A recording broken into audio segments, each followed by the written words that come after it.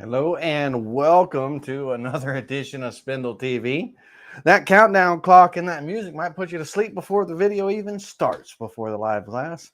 That was just a little relaxing little tone. Might have to pep it up next time. How's everybody doing tonight? It's good to see a few of you here, and hopefully more will join as we get going. Um, we try each week to have a class Thursday nights at 8 o'clock. Last week we didn't have a class. Getting the shop really underway, and hopefully next week we'll be able to do a live kind of like a little discussion and show and tell and stuff from the shop next week. I don't know if we're going to really do a project or anything like that. Just might be a Q&A. We'll see how that goes. But tonight I want to talk to you about making 3D models using some of the resources that are available to us creators on the web. And there is a particular site that I was introduced to sometime last year, and I just think it's a neat little site for obtaining 3D files for free of all kinds of interesting things that you normally wouldn't think about, and how we can utilize those to make something. Now tonight we are going to be making a 3D model. We are going to be utilizing the features in Aspire to, when we import a model that we download from the internet, we're going to use the features in Aspire to emboss this model, possibly if it's required or needed, depending on how everything lays out and stuff. I think it's going to need it. We'll see. But we, for the most part, importing a 3D model, creating tool paths and things like that, all that can be done in Desktop Pro and Aspire. But we're going to be really working with making 3D models. I want to make a wall art piece with like a frame. I want to make a decorative frame, and inside this frame I want to have this piece of art that we're going to download from this free source on the internet. And so if you don't have Aspire, don't be discouraged. Stick with me because all of the other details and stuff are useful. Hopefully I'm teaching you something that you can use in the software, and you can use with models that come free with the Vectric software, or models that you get on Design and Make or on Etsy or other places, CG Trader and so many other places, even from the site that we're going to be using tonight. But just know some of the features, some of the editing of the model that we're going to be doing, and the creating of the frame and stuff is going to be features of the Vectric Aspire software. But hope that doesn't discourage you. Stick with me, and hopefully we make something pretty cool. Now I don't have anything pre-planned. I've got a general idea of what I would like to make and do and everything, and but everything is literally happening on the fly. So I'm going to make mistakes. We're going to correct those mistakes and things like that. It's how you learn, to see other people making mistakes and stuff like that. I don't always get everything perfect right out of the gate, and by any means. And so it's just going to be a little bit of a fun process tonight. Now, disclaimer right up front: the website is real artifacts from around the world. So there's statues, there's all kinds of things, different artifacts and all.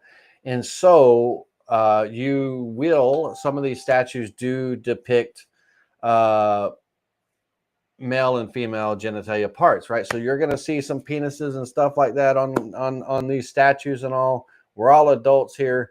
Just if you have any kids or anything watching tonight, just understand that that the website, it is real world statues from Rome, from Italy, from Greece, from all over the world, right? All different countries and all. And these statues have parts, right? And so as we're scanning through and looking for one of the models to download and stuff, some of the models and screens on there they're going to be statues, right? They're not real people, they're statues. and all, but they're nude statues, right? So be aware. Gonna put that right out front because it's real world. All right. So with that being said, the website that I'm referring to is My Mini Factory, Scan the World, basically. And this is an awesome, awesome website. So basically, it's kind of like the metaverse and stuff like that, but people from all over the world take 3D scanners and they go to museum, they go to architectural digs, and they go to different places and cultures and things, and they 3D scan these statues, these artifacts, these skeletons and skulls and whatever. And these models, these three-dimensional models for 3D printing, or in our case, CNC carving, can be downloaded for free and worked with. And they're really high quality models. I mean, they're really, really, really nice models and stuff. And they're all, I mean, there's so many different cultures and stuff to go through and all. And it's awesome. So when I'm looking for this, basically the website is myminifactory.com/scan the world, right? If I was Google searching this, I would type in scan the world, and one of the first options is this myminifactory.com/scan the world, right? And so this, I think, it's primarily, for people, not, I can't say, it's probably most likely for people that are 3D printing, right? Because the models are 3D and everything. But we can use these models. We can still work with these models and turn them into 3D carvings or 2.5D carvings and things like that. Where a 2.5D, just so you know, if you're new and everything in 3D, we as human beings, we're 3D all the way around, 360 degrees.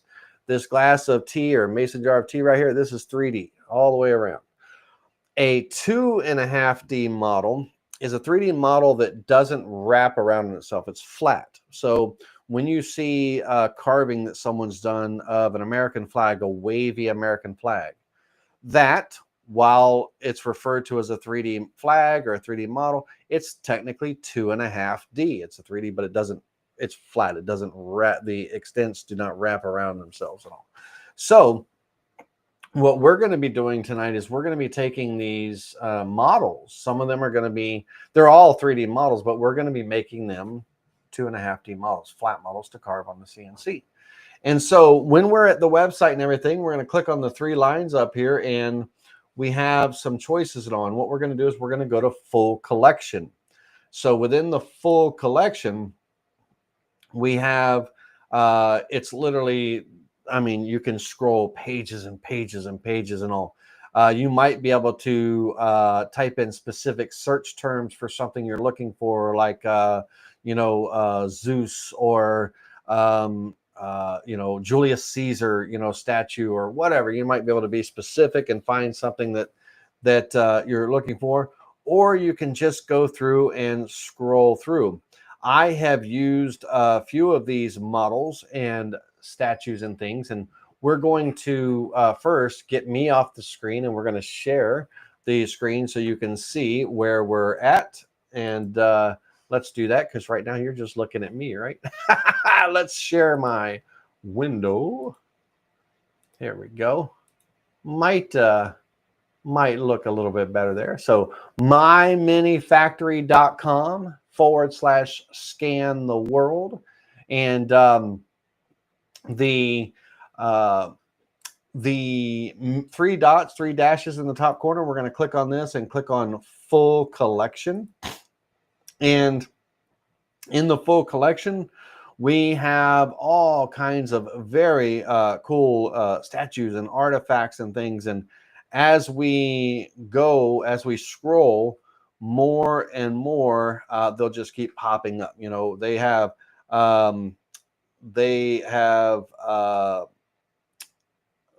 statues and artifacts from all over the globe. These people go around and 3D scan them, and the model files are great quality. I've carved a few of these, not only on the CNC on the flat table, but on a rotary axis, making the statues and stuff on the rotary axis and things. and it's absolutely phenomenal. And so there are quite a few collections. And remember, I said, as I said before, you're going to see some nudity in these statues and things, because they are like little real statues and stuff.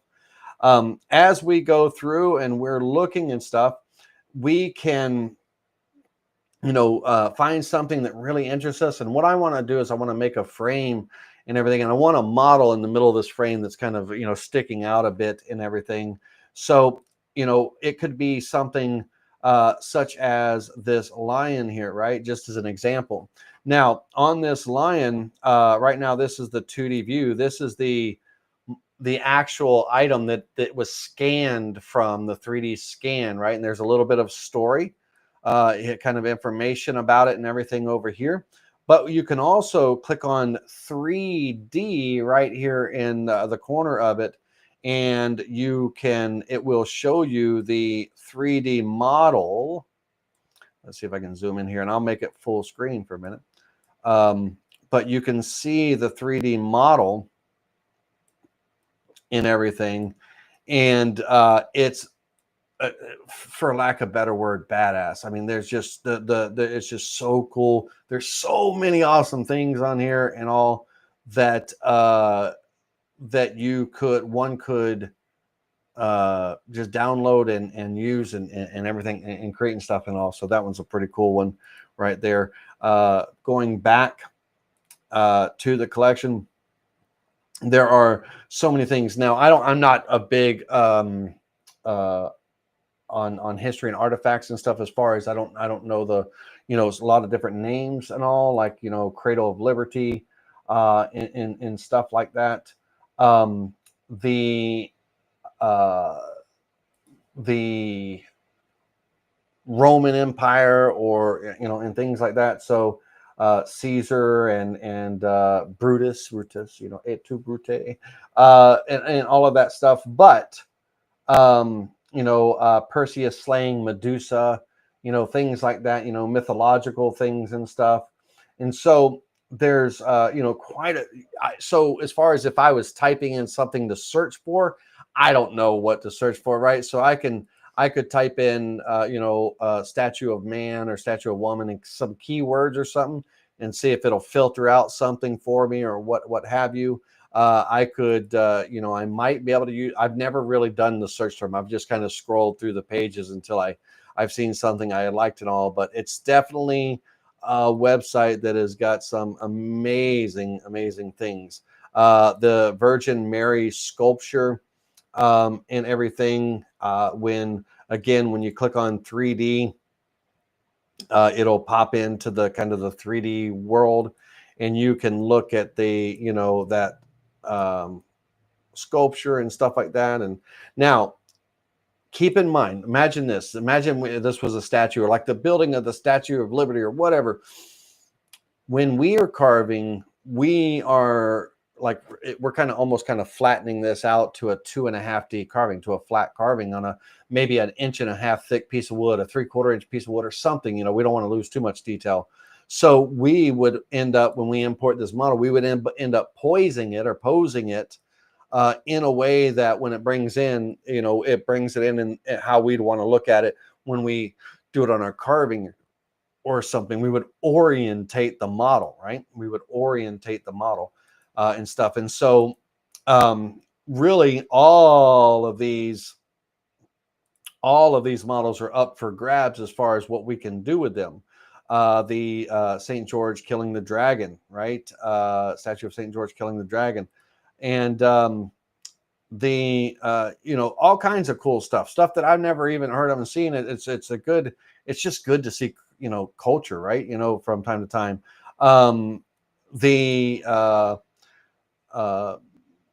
Knight, like this would be probably that could be kind of a really nice medallion or something in wall art or something like that, right?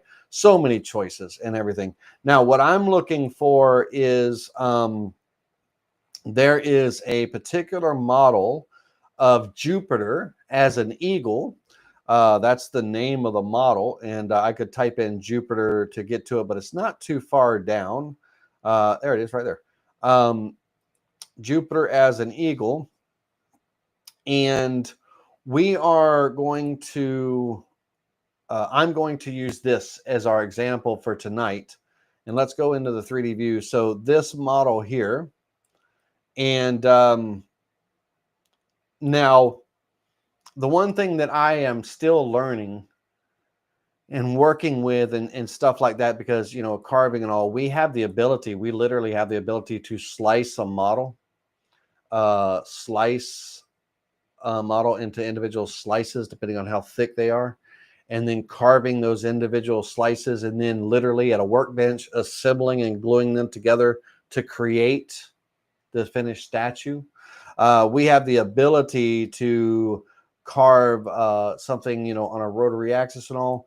But when we're carving on a table and all, it's really hard to do undercuts, and Vectric doesn't show undercuts, right? Vectric fills in the area, you know, where there's an undercut and everything.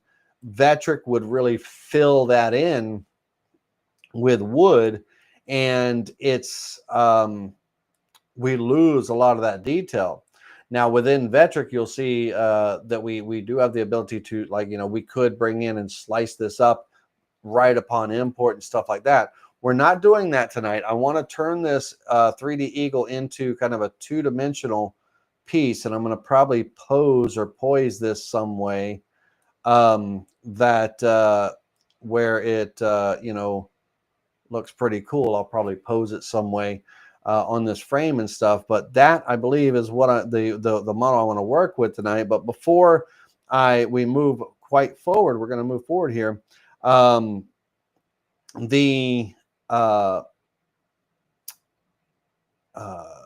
collection, as I was saying, they have not only statues, not always only statues. I want to kind of get down to some of the planks and plaques and all. So they have flat pieces as well. They have busts. I've carved this unknown woman right here as a 3D model. Very, very cool. This one I've carved that one as well on a rotary axis. That one came out very cool and stuff from an old rough piece of wood and stuff. Turned out very awesome. But as you go down and everything, as you're looking at things, some models have phenomenal detail. Some models not so much, right? These some are scanned off to a distance, right? Because they, like the Trevi fountain models and stuff like that, they can't really get up on it, so their 3D scanner can only go so far. So when you're searching and when you're looking at these and all, definitely take a look at the detail. Let's say the J.B. Stewart, like monument and things like that, or Jefferson Davis monument and things, right? Some of them have really good detail and stuff, and it'll carve really nicely, but you're gonna get what you get, right? Meaning that if you download a model that doesn't really have a whole lot of detail to it, your result of your carve is going to look like that, right? You know what I mean? That's what the model was that you downloaded and everything. Don't think it's going to get any better, right? You know, and stuff like that. So you're going to carve what you see is what you get, pretty much, you know, and things like that. So when you're looking at the collections and things, definitely look at the detail. This is another cool one. This was scanned from this statue here, and the 3D of this lion. This was in Montfort Gardens in Valencia. I believe that's in Italy, if I'm not mistaken. I'm not sure. But that would be very cool. And if we were carving this, right, we would pose this model. Let's say that I pose this model, and we would be posing in Vectric, not here on this screen, but I might pose it like that. And when it imports into Vectric, I mean, that's what I'm going to get. I'm going to get that model, not the whole 3D around. I'm going to get just a flat kind of view of that 2.5D view. And then I can create my, you know, I can size it, I can do whatever, and I can create my 2.5D and 3D. Now, what I'm going to do is I'll download the Eagle, and I'm also going to download this one just so you can see what I'm referring to. So over here, so you can see the process and how it goes, we click on download, and you can, on your preferences, you can join the community or you can just download, right? So we'll just download it. And let's go back to, I got to go back up to the Jupiter Eagle. Jupiter as an eagle. Come on back up, up, up, up, up, up. There you are. And let's download that one as well. All right. Now, it doesn't cost you anything to join the community and stuff like that and all. And with that, there's all kinds of, you know, special options and things that one can, like, you know, there's categories and stuff. I've never really explored the categories and all, but these are for like 3D prints and things. So there's all kinds of cool 3D prints. Again, we could turn the model into a 2.5D, but there's all kinds of toys and stuff. Like, you ever seen those dragons that people are showing on 3D prints and stuff? So all of these models now, these are paid downloads. So you buy the model file and everything.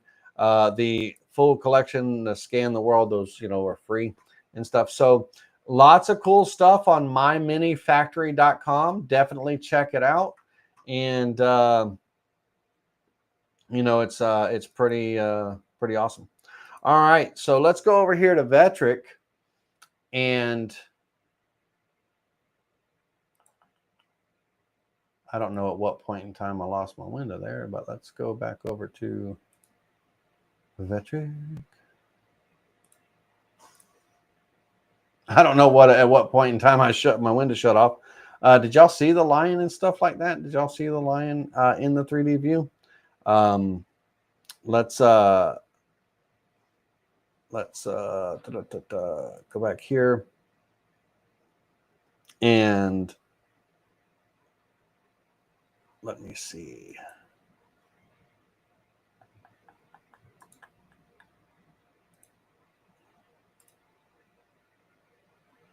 You get the window to pop back up. Bum, bum, bum. Come on now.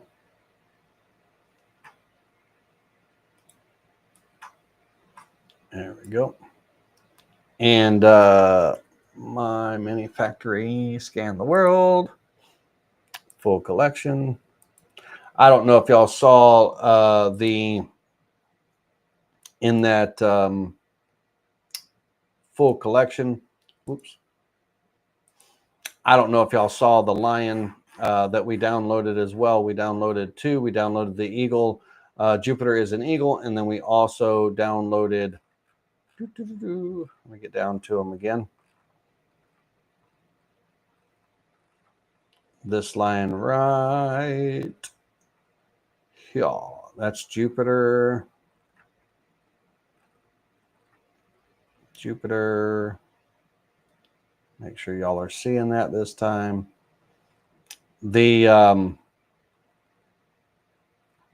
come on down. He's almost there. There we go. We're downloading this. We downloaded this lion as well. This one is going to be, I don't know when you guys lost the screen, and also that's why I'm showing it again.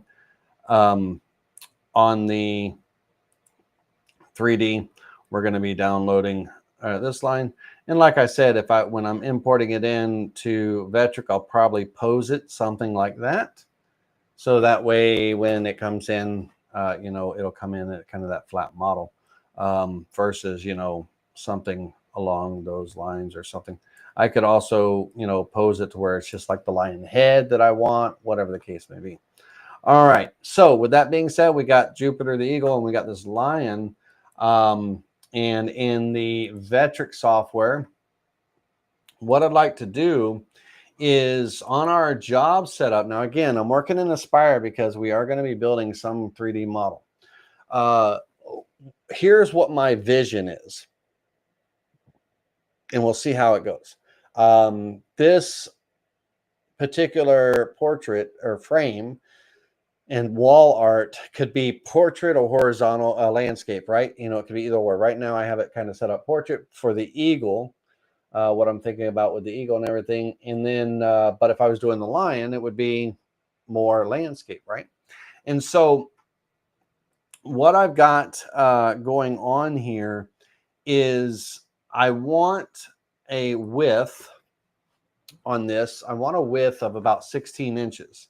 Now, I'm a big fan of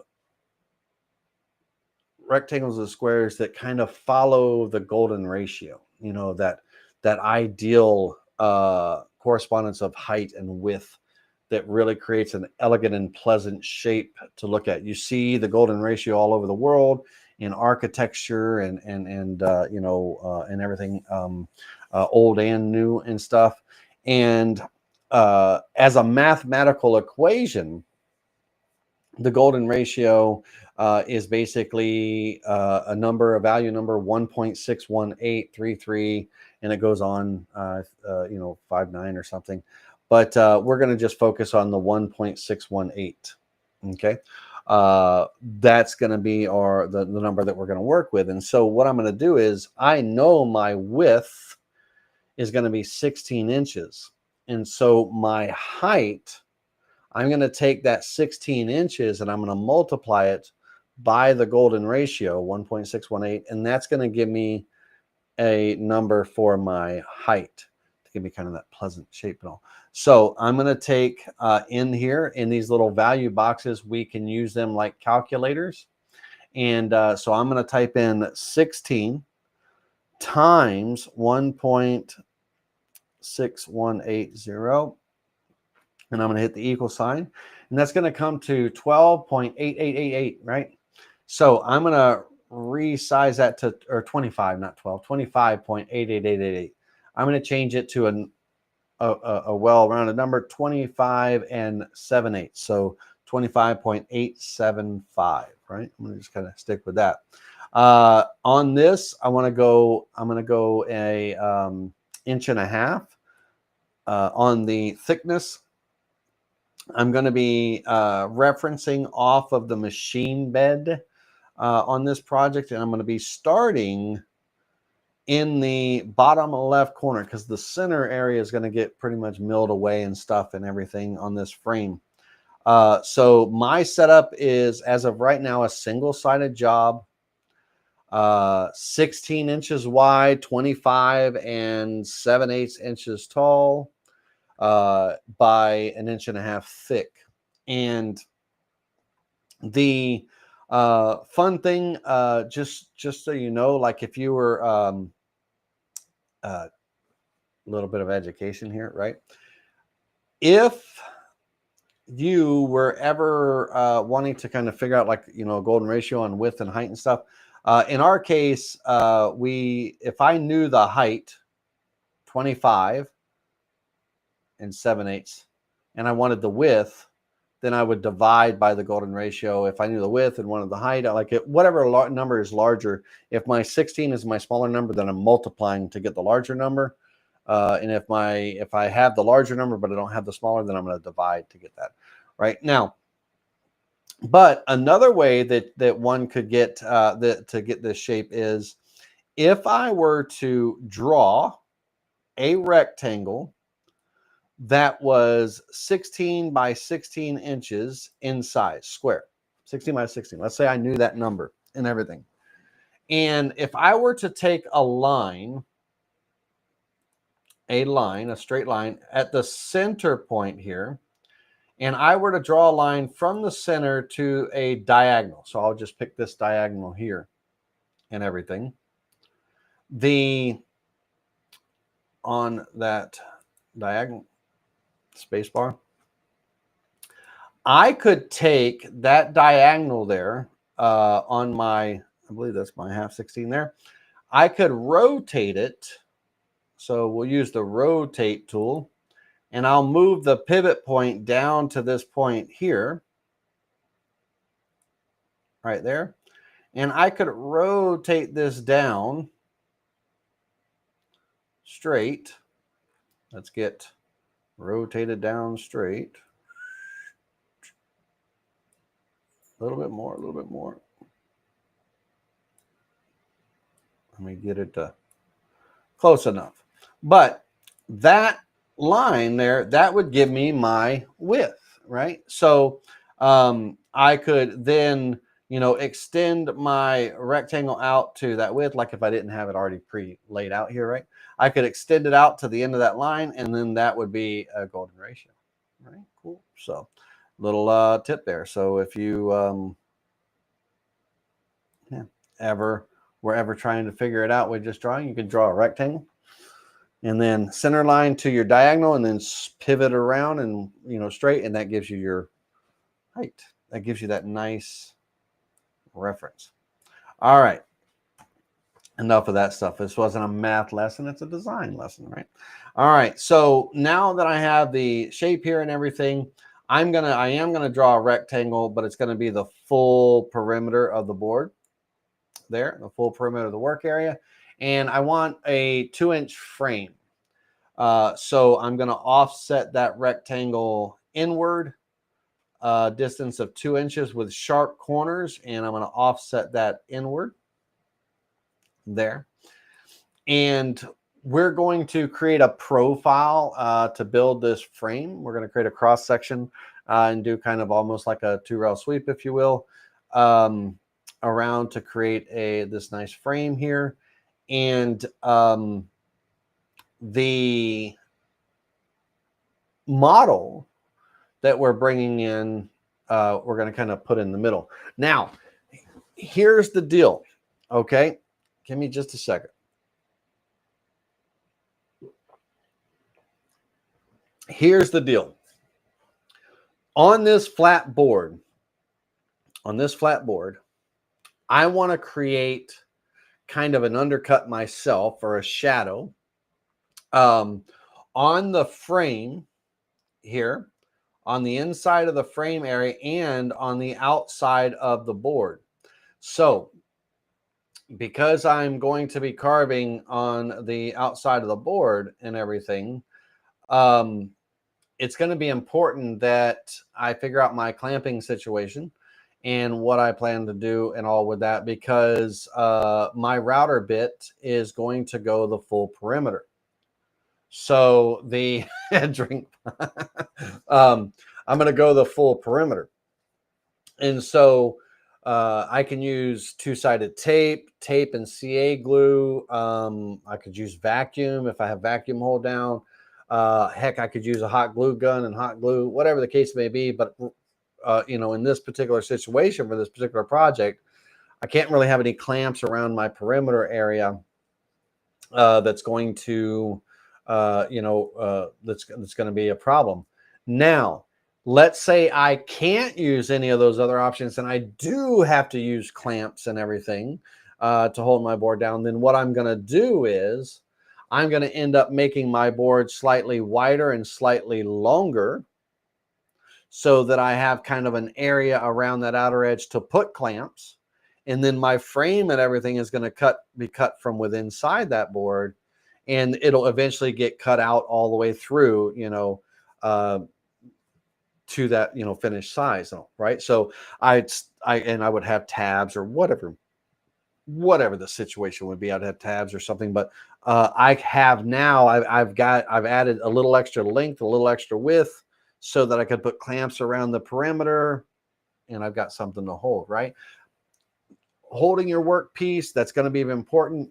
Figure out, what's going to be the best, for you to do. In my case, I've really kind of grown accustomed to the painter's tape and CA glue. You know, I use the Green Frog tape and CA glue and activator and stuff. I like it. I mean, I've never done it. I hadn't done that in literally the 9 years that I've been teaching the software, and never really did that. I had two-sided tape that I would use and stuff like that. And I said, you know what? I did a project, oh gosh, I don't know, a while back ago. And I said, you know, I'm going to give it a try. Fell in love with it. Liked it. And basically, for those of you that don't know what I'm talking about, it's a method where you take a painter's tape, like tape. There's blue tape, and then there's also Green Frog tape. I like the Green Frog tape. But you're going to put a layer of tape down on your wasteboard or table. You're going to put a layer of tape on the back of your project board. One of those strips, one of those surfaces, the back of the board or the wasteboard, you're going to put some CA glue and you'll spray activator on the other one. And when you set it down, now the only thing that's only tricky about this is you got to get everything to line up. So I always make my tape longer on the wasteboard so I have something to line up to. But when it sits down, it holds. It ain't moving, you know, and everything. So it's a pretty cool method. So I like that method. That's probably what I'm going to do. We're going to kind of go from there. Now, the reason why I'm telling you this is I'm going to be using a slot cutting bit to create this kind of relief. So imagine, if you will, I'm going to draw this out really quick, just kind of in a virtual draw it out. So imagine, if you will, I have the shank of my router bit, and then I've got this slot cutter. And I have different slot cutting bits. I have a 1/2 inch where it could cut like a 1/4 inch shank, and it's got a 1/2 inch on each side. I could cut a 1/2 inch wide relief, let's say that. I've got 7/16. I've got quarter. So there's different, like keyhole bit. A keyhole bit is like a slot cutting bit. The slot cutting bit is basically, it's that router bit that has kind of a wide band on it. So let's see if I can come here and go T slot router bit for those of all that need a visual. And let's go to images. So a T slot router bit is that router bit that cuts that undercut, that T slot, right? And this is exactly what I'm going to be doing. On the inside of my frame, I'm going to have the middle carved down with a model kind of sticking up, you know. But on the edge, I want to do an undercut just like this. I want to do an undercut all the way around that inside perimeter to give the illusion that it's an actual frame on top of, this model, right? So it's a frame. It's not one piece of wood. It's like a frame is actually mounted on top of this. So I want to give that relief cut, that undercut, that shadow, and everything. And on the outside of the frame, this is going to be something that hangs on the wall and stuff. On the outside of the frame, down a certain thickness, imagine if my frame was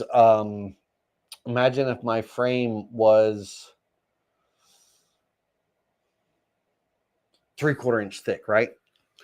At 3/4 of an inch thick down all the way around, I want to kind of create that undercut and remove that material so it looks like the frame it's not just all the way to the wall, right? Like it's the frame part is off the wall. And we're going to use a slot cutting bit. We're going to create vectors. There's no model for that because, again, Vectric doesn't show undercuts. Can't even simulate it in the 3D preview to show you what the undercut would look like and all.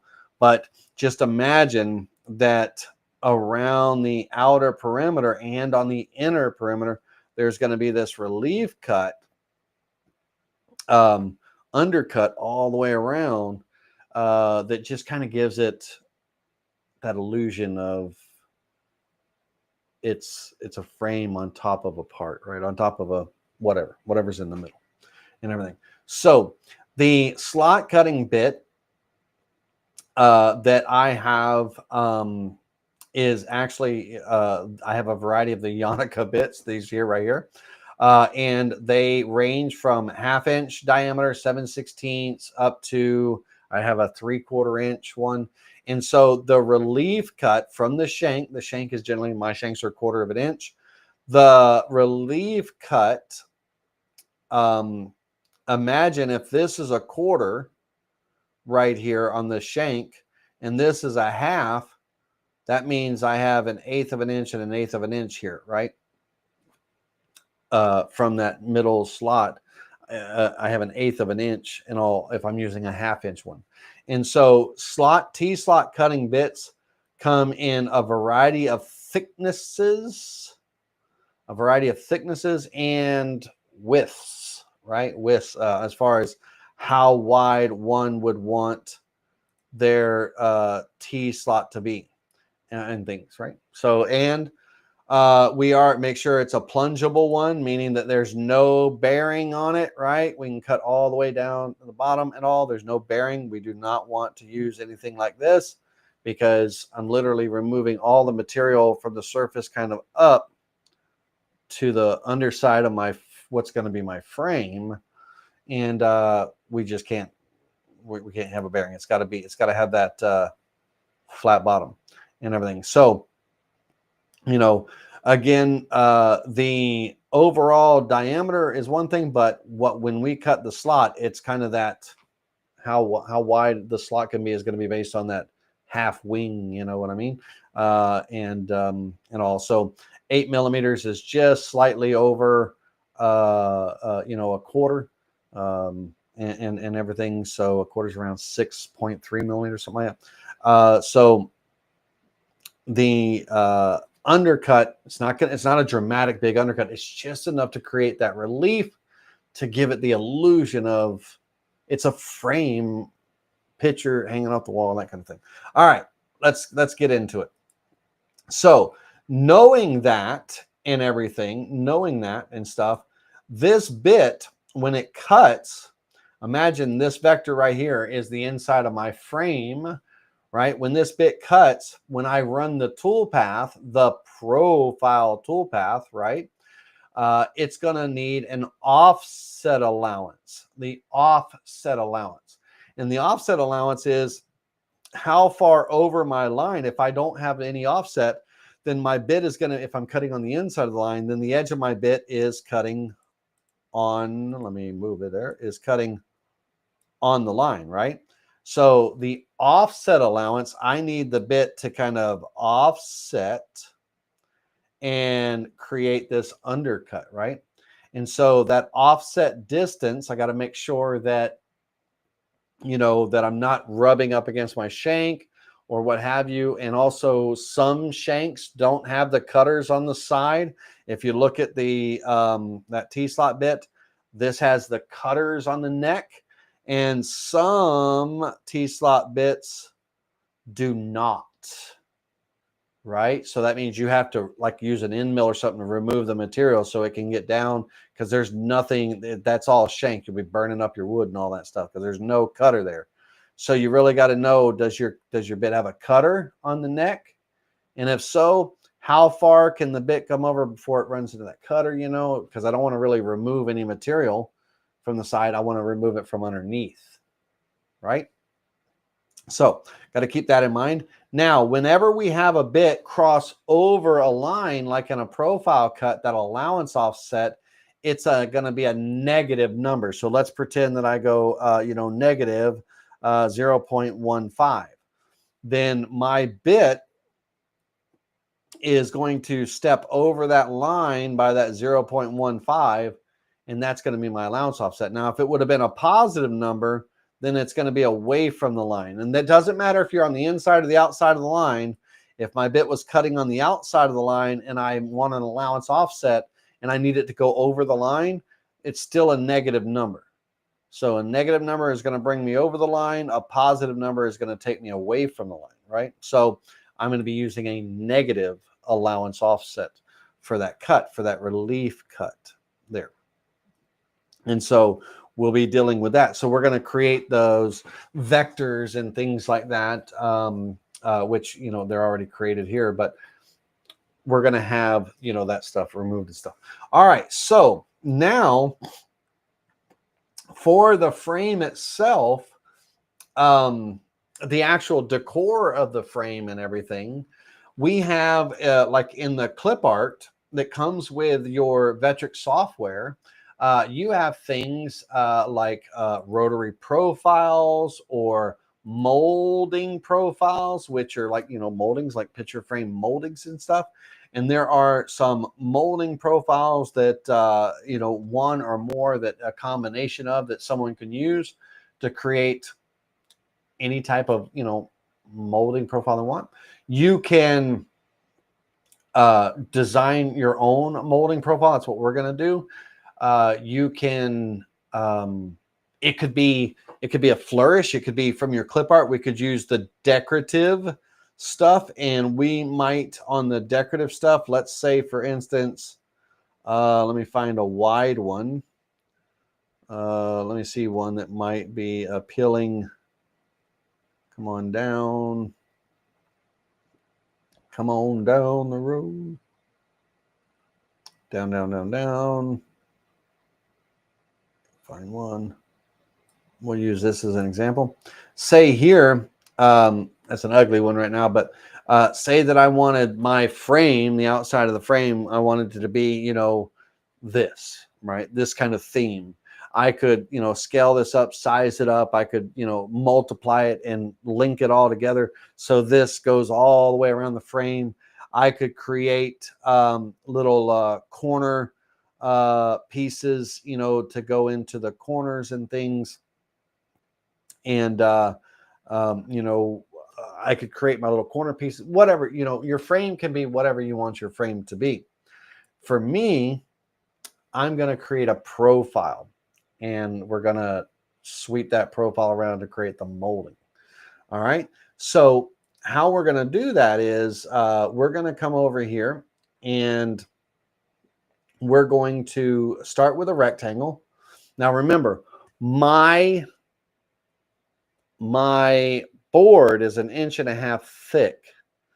So, and I'm also, remember that we're going to have a slight undercut. Now, it's not going to be a big undercut or anything, you know, it's not going to be tall, but I'm going to have a little bit of a relief around the bottom edge and all. So my frame is only going to be a certain thickness.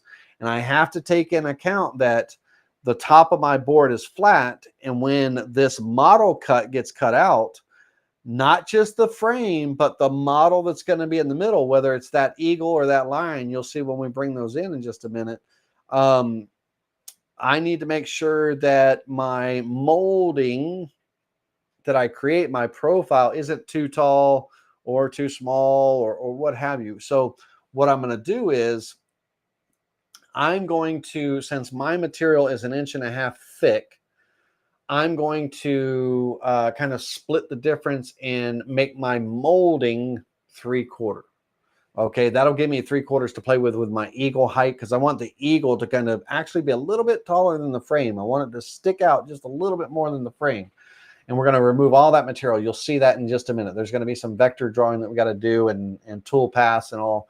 And please stick with me. This is going to be, I promise you, I literally am creating this on the fly right now. I have no pre-plan here. I don't know if what I'm going to do is going to work as far as the eagle or the lion. One of the two are going to be a nice model. I might have to flip my board and do the lion, or upright and do the eagle. We'll find out. But I have a vision in my head of what I want, and the undercuts and all that stuff. I know exactly what I want, and that's what we're making right now. So on my height of my profile, it's going to be 3/4, 0.75. And on the width, my frame width is 2 inches, right? Remember, I offset that rectangle inward 2 inches. That's my frame. So that's going to be my width, 2 inches. So when I create this shape, that is going to be the starting kind of shape of my frame piece, right? Now I'm going to go into node editing. And when we're creating a profile for when we're creating a profile for modeling or whatever, we don't use the bottom line, that span. So we're going to right click and delete that bottom span. We only use kind of the 3 sides to create our profile. Now, on the outer side of the profile, it's going to kind of taper down from the 3/4. So it's not going to be 3/4 of an inch thick, my frame, on the outside, right? So my thickness on the outside, is probably going to be, about 1/4 of an inch thick, and it's going to kind of build up, and I've got 3/4 to play with. I'm not going to go all the way to that 3/4 and all, but I'm kind of 3/4 is what I'm working with, right? Now, so here, if you want, we have layout lines that we can use, our guidelines within the software up here. You can put your mouse in any of the rulers and you can snap guidelines into positions. Excuse me, we got that T's not agreeing with me. We can set guidelines, and we don't have to drag guidelines for everywhere. We can say, okay, hey, I want this to be 1/4 of an inch tall. So I snap a guideline to the bottom and I right click on it and I create a relative guideline, a parallel guide, 1/4 of an inch up, right? 0.25. And I create that guide, right? And I was close, man. I came close to that in 1/4. So here in node editing, now I can just pull that node to there and I have that 1/4 inch edge, right? And so I can kind of have guidelines to help me lay out my parts and things. All right. Let me know that you're still with me. Give me a thumbs up if you're enjoying this conversation and all so far, just to kind of keep you, so you don't fall asleep on me, because I know my voice can put people to sleep from time to time. I had a viewer tell me that their baby sleeps so good when my videos are on at night. They just turn on my training classes and within a few minutes, their baby's knocked out. All right. So we have our 1/4 inch here. Now we start kind of shaping our model, right? We start shaping our frame and everything. So what I'd like to have is, from that edge and everything, I'm going to probably, and these are just, I'm picking some random spots and all. Right about here, I'm going to insert a point. And in this area here, I'm going to create a Bezier curve. And I'm going to kind of pull this down and pull this slightly up a little bit. So there's a little bit of a flow there. And from here, now keep this in mind, whatever you do when you're done drawing things and all that, keep in mind that your 2 inches, your 3, we want to stay within 3/4 of an inch. If we exceed that, or if we overshoot that, this is the 3/4 up here, right? If we overshoot that when we're building and all that stuff, we're going to end up having to shrink it down and we might lose some of our details. So just keep that in mind as you're kind of building and drawing. Now, what I'd like this to kind of have a little bit of a flow, right? Probably something like that, a little bit of a flow here. And I'd like it to step up, straight up. So I'm going to insert another point right about here. And I'm going to drag that point over this other one. And now I want them to align with one another. I've got a new baby dog that's hears my voice and wants some attention. Shh, we're teaching a class. My dog. I need to align these 2 nodes, right? So if I select the node that I want to align to first, let's turn this one off, hold the shift key and turn that anchor off. And then I hold the shift key down and select the node I want to align. If I need to shift that line from left to right, that's my x-axis. If I need to shift that line up and down, that's my y-axis. So if I hit the letter X on the keyboard, it's going to pull that second node in line left to right. It's going to pull in line with the first node that I selected. So we're kind of coming up to the straight line here. And so we're coming into this build. Now, in here, kind of coming in here, I'm going to insert a point. Back in node editing, I'm going to insert a point here. And I'm going to bring this up to the 3/4. I'm going to bring this up to the 3/4. So I'm going to select this node first, hold down the shift key, select that one, and hit the letter Y on the keyboard, Y up and down, to pull that into alignment. Okay. And the reason why I do that, because this is going to kind of be my cap here. And then I'm going to bring this down a little bit. I want to have kind of like a inside design that kind of comes into the inside and stuff. So this over here will end up coming down, not like that. This one alone will end up coming down slightly.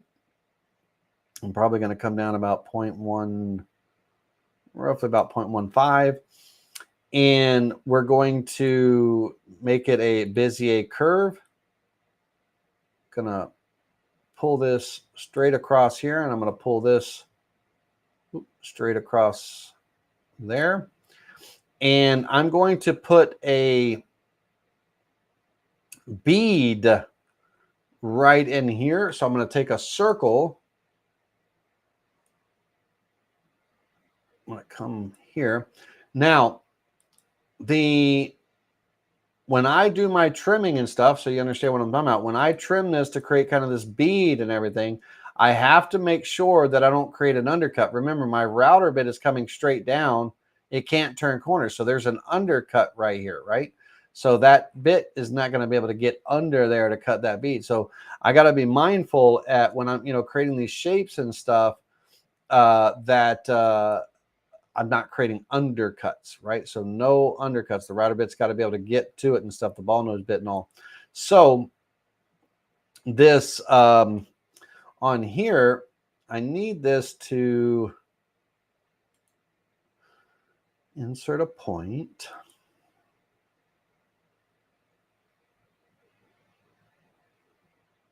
I want this to be a chamfer. There you go. It's going to come down, and there's going to be, oh, not that one.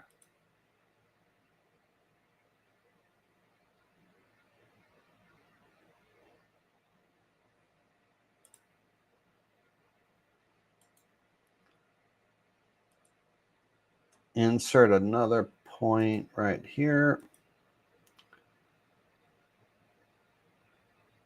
This.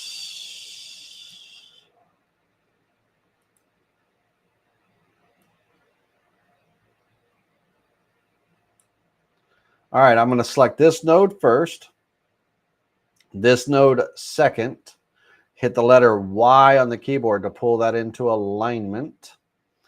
And this,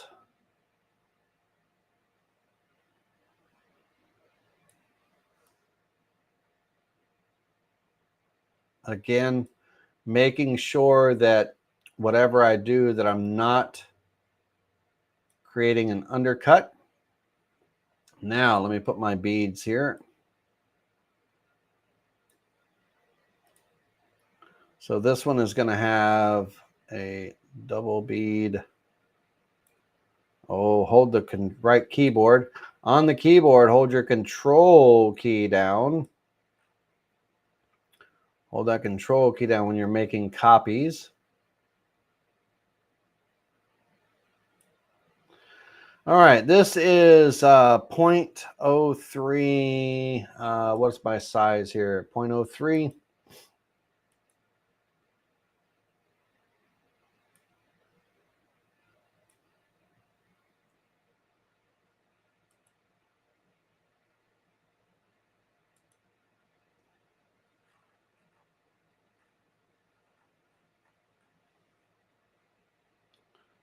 Bear with me.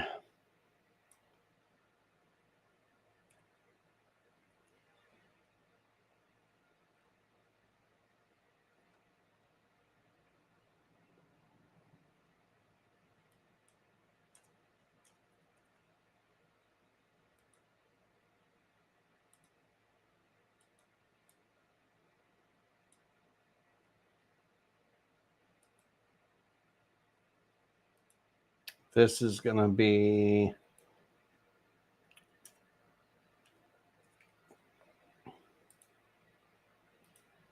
all right. Now I need this to be lined up on its center. So pull that down.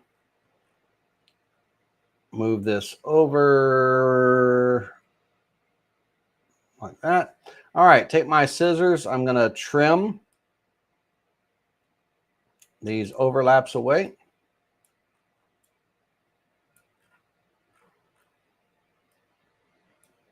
When I close that tool, it should snap those together. All right, here, cannot have this undercut, so I'm going to use my fillet tool.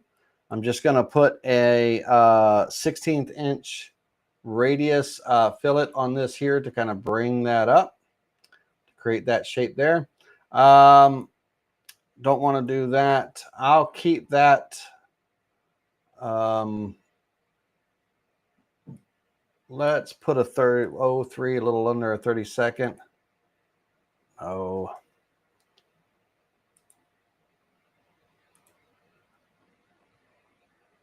I'll keep that like that. It'll be fine. Okay. As I come up here, that'll chamfer. It'll come down, over and step. All right. Now, that's good. Now in here, I'm not going to exceed this point up here. This point, that's my 3/4 inch. I want to stay within that. This is going to be a Bezier curve. We're going to pull this down into kind of a nice sweep. Let me get my words out of my mouth. A nice sweep here. This we're going to kind of pull up diagonally there.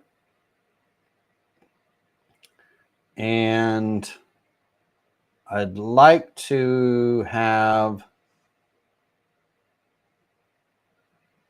one decent step right there. So let me see. Do I want to do it as an oval? Let's do it as an oval.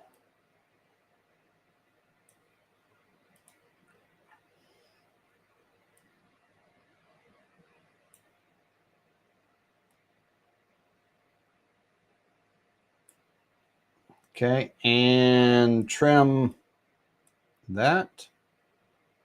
No, hold on a second. This, give me just a second. This, node editing. This needs to come.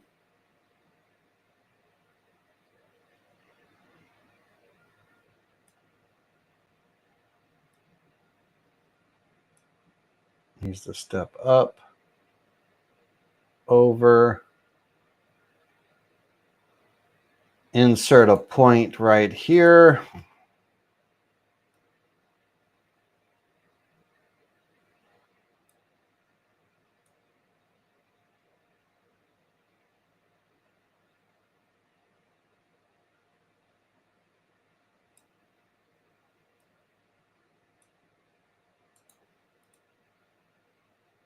Bear with me just a second.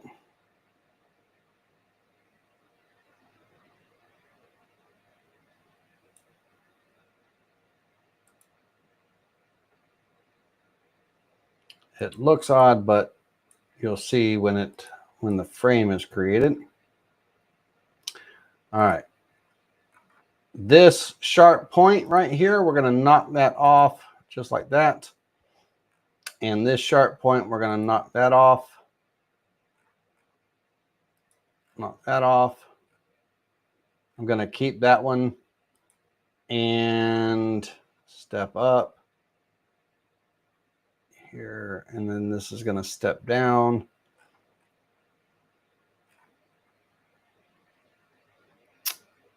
I want one more straight line. Give me 1 second. One more time.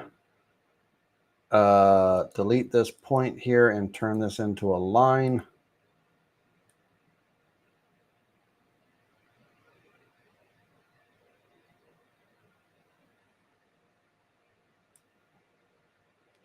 All right, here I want to select this first, turn this one off back here.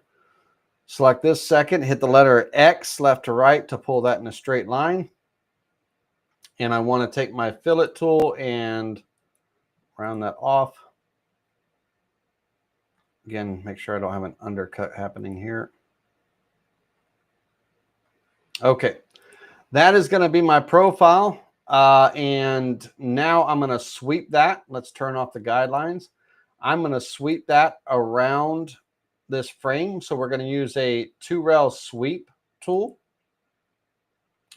We're going to, on the, let me look at my different sweep options.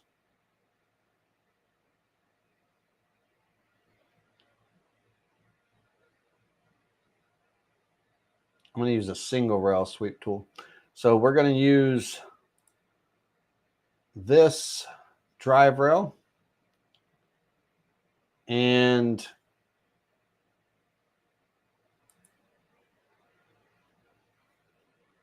our profile here. We're going to use that cross section. I want square corners. I'm going to sweep it between the spans. Let me first of all clear that. Okay. Once again, sweep it between the spans, create sharp corners. This will be my frame profile. I'm going to click apply. Now, on the frame profile, notice here that it is quite longer than my, I think it's treating it like a center line. Give me just a second.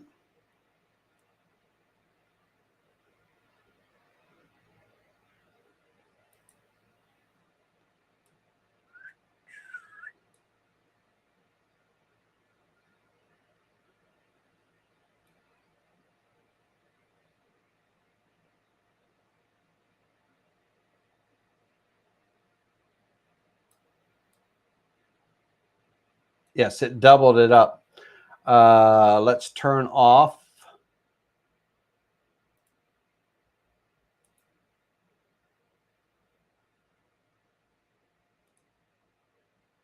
Let's do that one more time.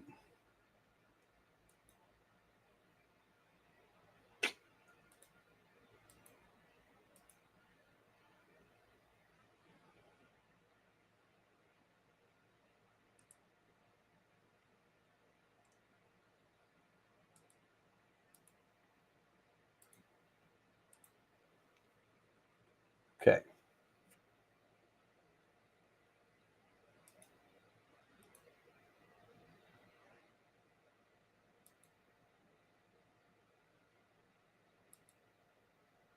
All right.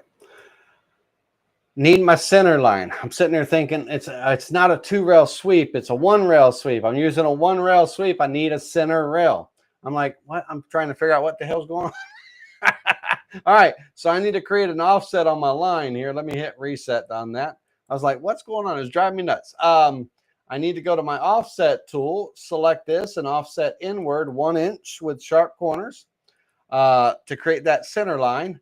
Now I can go back to that and use that as my selection. Click on my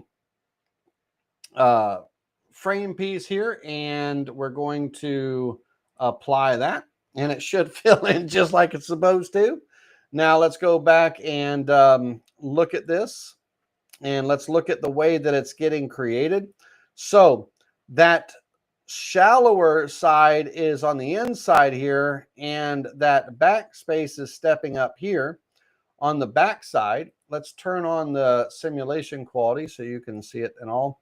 So I need to reverse this because I want the thinner part on the outside. I want the thinner part on the outside, not the inside. And I also it actually doesn't look bad, you know, going on the inside like that. with the outside. It doesn't look bad. So we'll look at it both ways, but I need to reverse that. So what I'm going to do here is on the rail, I can right click and reverse the rail so it goes the other way. And when I apply that,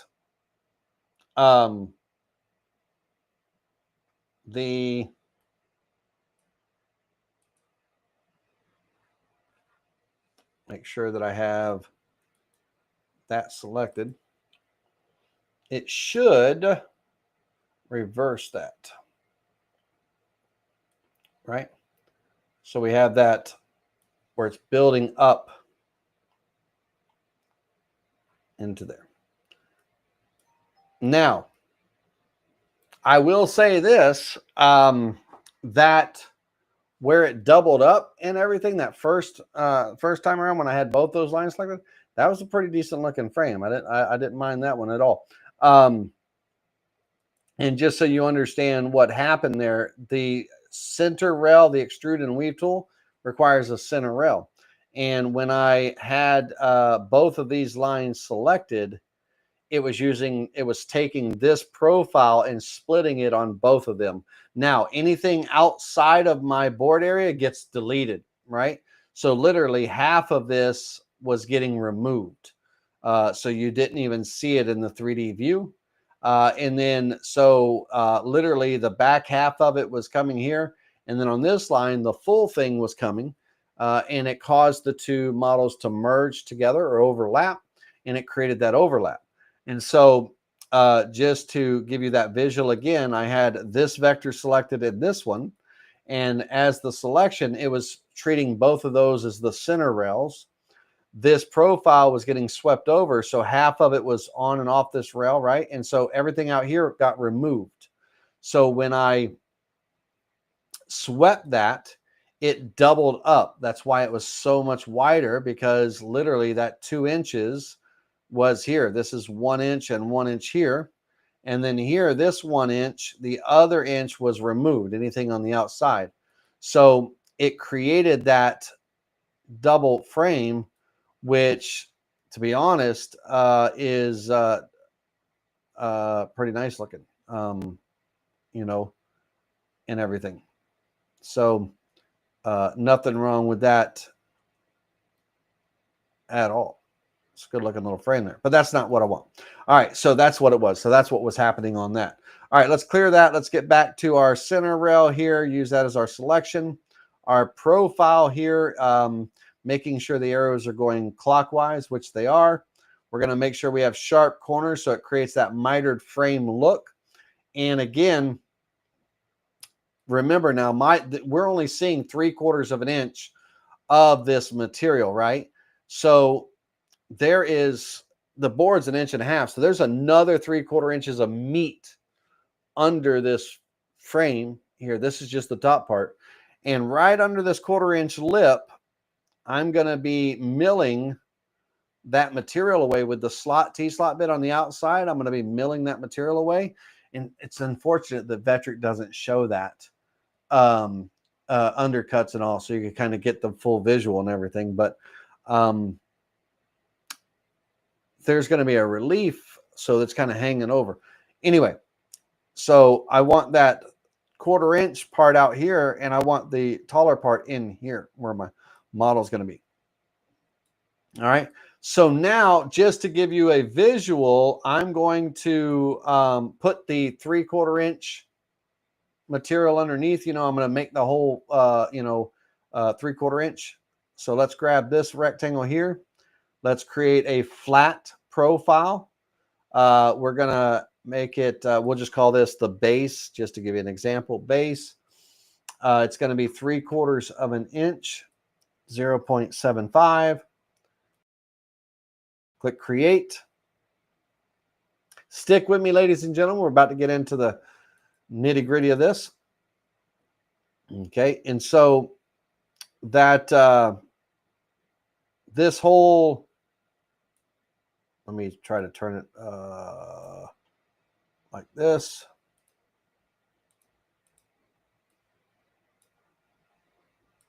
Okay. So this is the, 3/4 and 3/4 up to this highest part. That's the 1.5 inch, right? All the way to the highest part of this frame. Now, from that highest part of the frame, it's coming down to that 1/4 inch. And then under that 1/4 inch, there's another 3/4, right? Well, that from the bottom up to that 1/4, that 3/4 inch of material, basically, I'm going to be milling that away. I'm going to be milling that away with that T-slot bit, just a little bit, to kind of give the idea of the illusion of it's a frame on top, right? So it's not going to be flat like this on the edges. I wish we could do undercuts to show that, but it's not going to be flat like this on the edges. This whole bottom half is going to be recessed in, 1/4 or whatever T-slot I will end up using in just a few minutes when we create the tool pass. All right, let's bring the models in and let's figure out our models. This is going to be the nuts and bolts of it.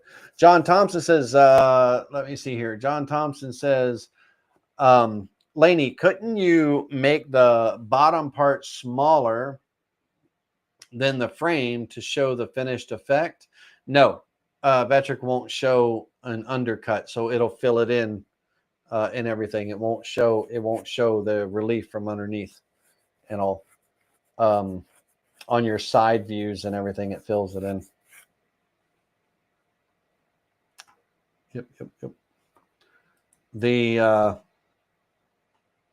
and what John Thompson is referring to, if I turn this off, if I took this and let's say that I offset it inward,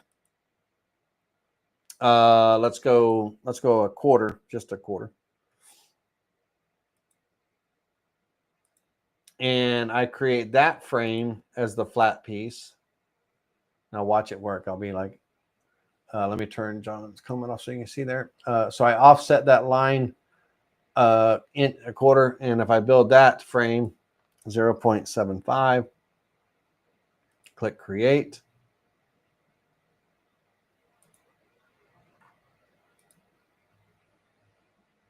And move that down here.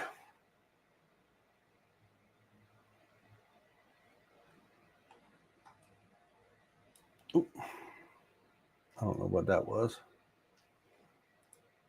So this is my frame here, John.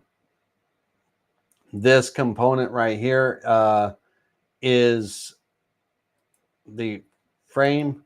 This component is that undercut, right? And if I turn this on, you see how it fills in that material underneath there? It doesn't show an undercut. Vectric won't show an undercut, right? So, okay, let's delete. Let's delete this one.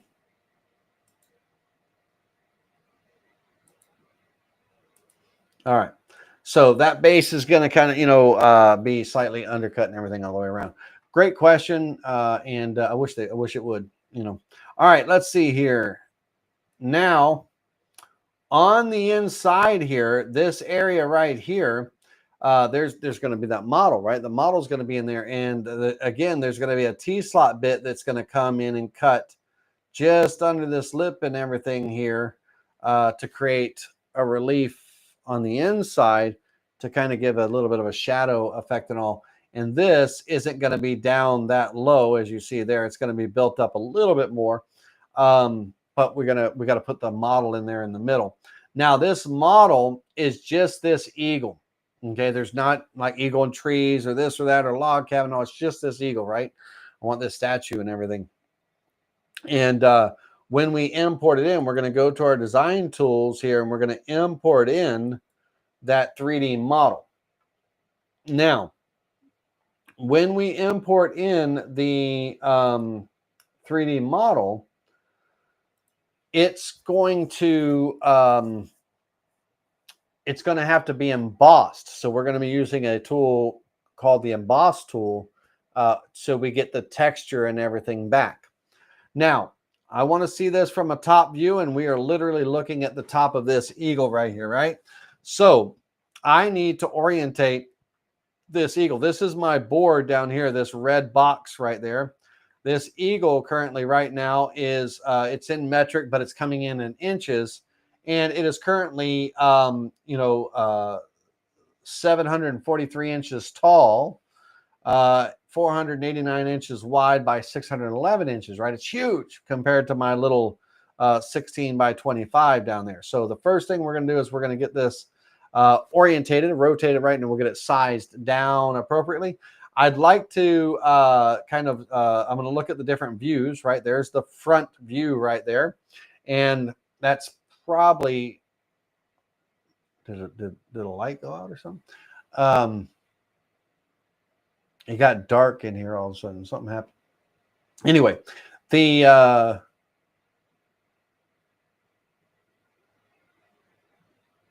bear with me just a second, ladies and gentlemen.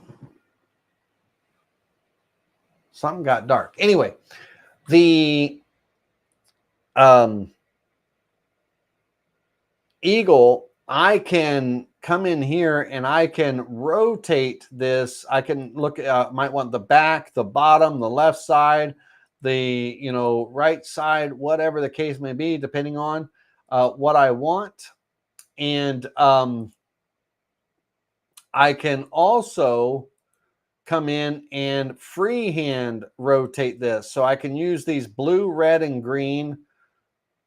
When I get this, I'll get it sized down to the right size first, but I can use these orbits right here, and I can turn this model to orientate it in whatever way that I want to, right?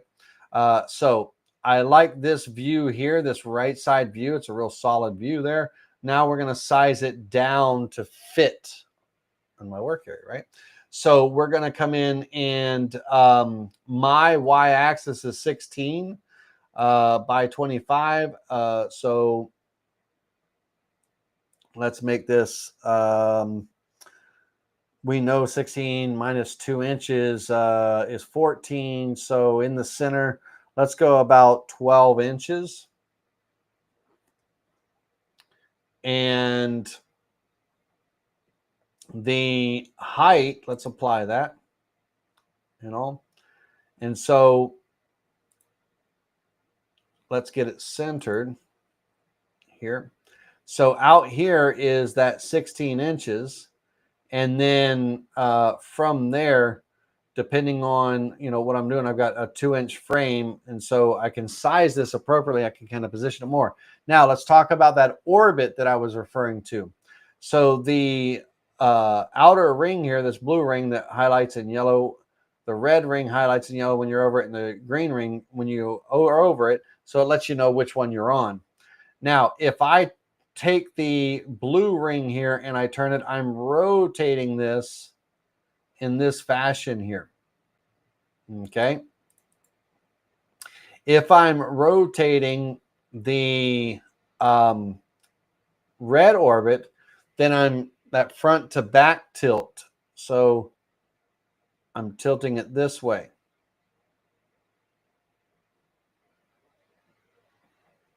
Okay. And on the green one, of course, is this way. So I might want to, turn it more in one way or the other until I get the view that I want, right? I could, turn it. I might want it to be coming out looking like this, or I might want it, face kind of this way, right? So there's a lot of different ways that I can deal with this and all. Now, the base here is going to be part of the model. There's nothing really I can do about that. It's part of the model. Now I could take and use my remove tools to remove that base once I get it imported and everything in. But it's part of that model. It's part of this. It's like meant to be like a statue, standing up. So I'm going to orientate this in a way that gives me a look that I want, right? So I can come in here and have that preset look there. Or I can rotate it to get more of the, the detail and all that stuff and everything. To be honest with you,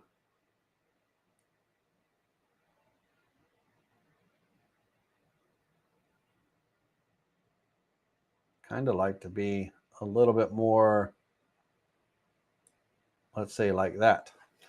Now, what you see here, the flat view, that's going to be kind of the flat view, right? And the that's going to be more of the flat view that it's going to come in that way. Brooks says here, Laney, have you used the segment option of import the 3D model? No, that's what I was talking about earlier. Brooks is on the segment on the model. If I was making this statue and everything, I could literally bring this in and I can segment this model out. I could literally cut this into sections, horizontal or what have you, and it would bring in all of these individual parts that I could carve, and then I could assemble this together to create the 3D model on my 2D CNC. So the segment option on the segment plane, you can change your position, you can reset the your segments, however many you have. You can change the parts and portions and stuff, and as you go through and slide, you can slide these segments over. Let's say I just want this tip of this wing here, I can segment that off, right? And it's creating these segments down here.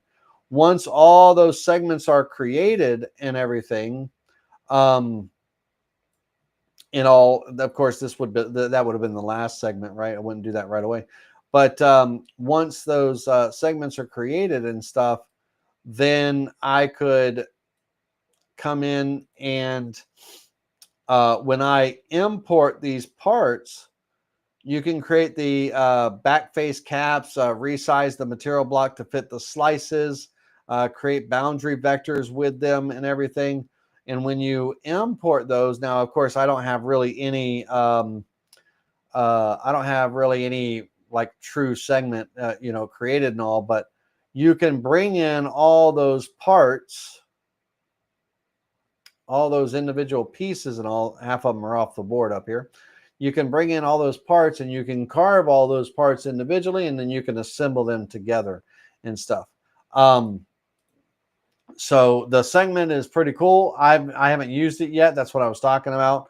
But if you were building a model, you could literally slice this thing up, segment it up, slice it up, and then bring in all those slices, carve each one of those individual parts, and then assemble them together and glue them together and all, and create that full statue and stuff. I haven't worked with the segment yet, but it's pretty cool. All right, let's go back and let's get that eagle again. Let's get this. We're at 9:28 tonight right now. Let's get going. Got a lot to do still. Bring this on its front. Size this down. Let's type in 12 here and apply. Center that model. On here, I'm going to turn this just a little bit.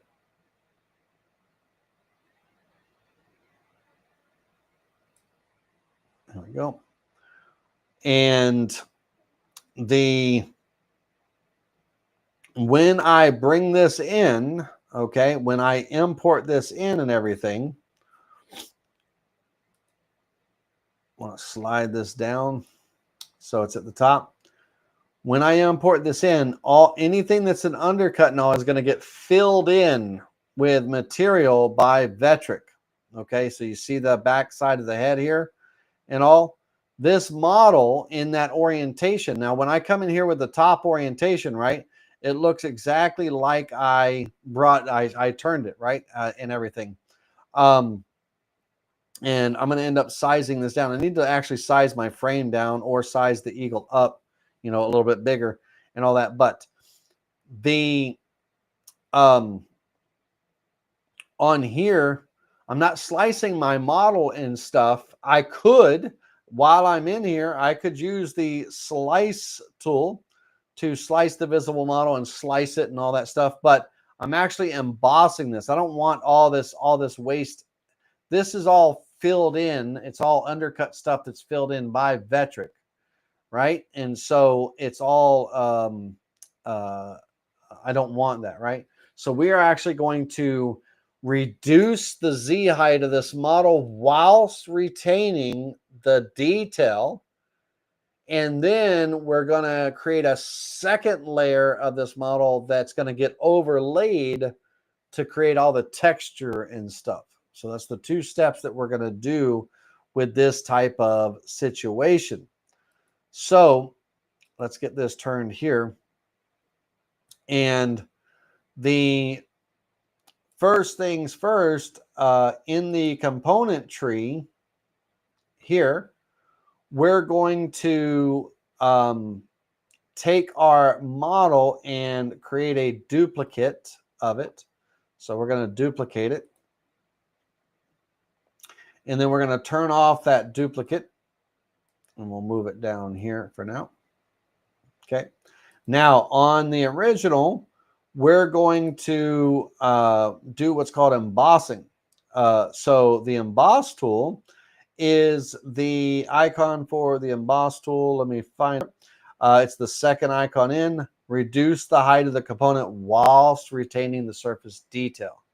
Let's see here. It's funny, today I segmented the Jupiter as an eagle from Scan the World Today. Awesome. Well, that's the one we're using, you know. Awesome. Very cool. The we're going to small world. We're going to reduce the height. We're going to click on that. Now, on this reduce the height, notice what happens here. It shoves that height down and everything, and we have all these mountains and peaks and stuff, right? It reduced the height while trying to retain the surface detail. That's what the tool's for. Now, what we're going to do is we're actually going to scale the height of these peaks and valleys and everything. We're going to scale them down, and I'm going to bring them down to 1%. Okay. Bring those down to 1% there. And then on the detail of the smoothness and stuff, we can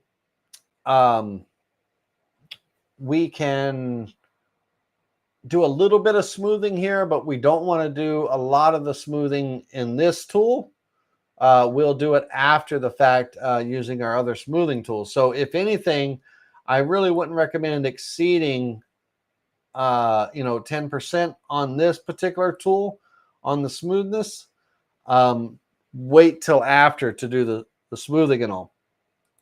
Now, the one thing I do want to do, I want to take a minute and hold down the shift key. I want to click on here and I want to change my model resolution.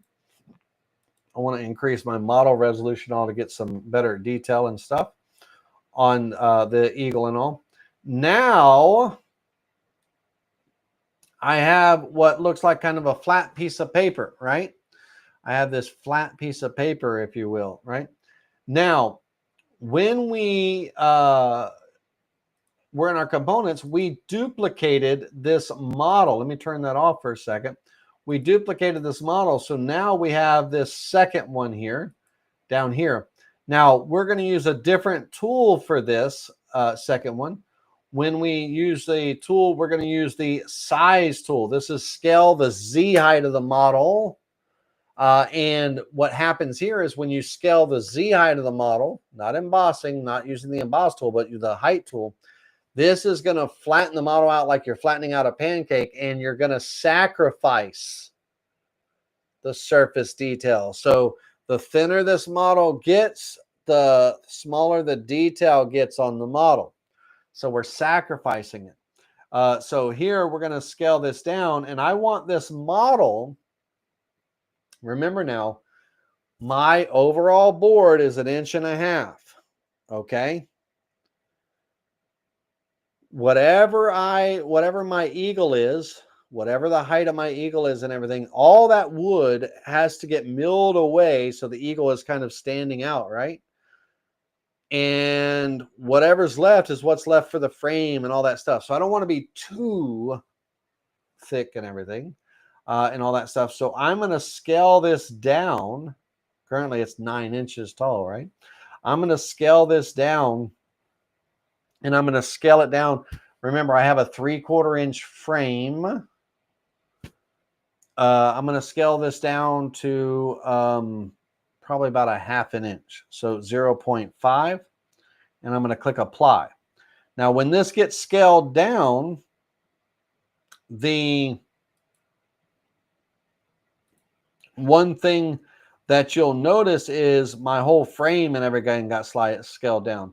So I'm going to hit undo on that, Control Z. I need to make sure that I'm only scaling the selected model, right? Not the whole thing. So make sure that's selected when I set this, scale this Z height. 0.5. So it's only scaling the eagle. No, it's did it again. So let's go in and undo.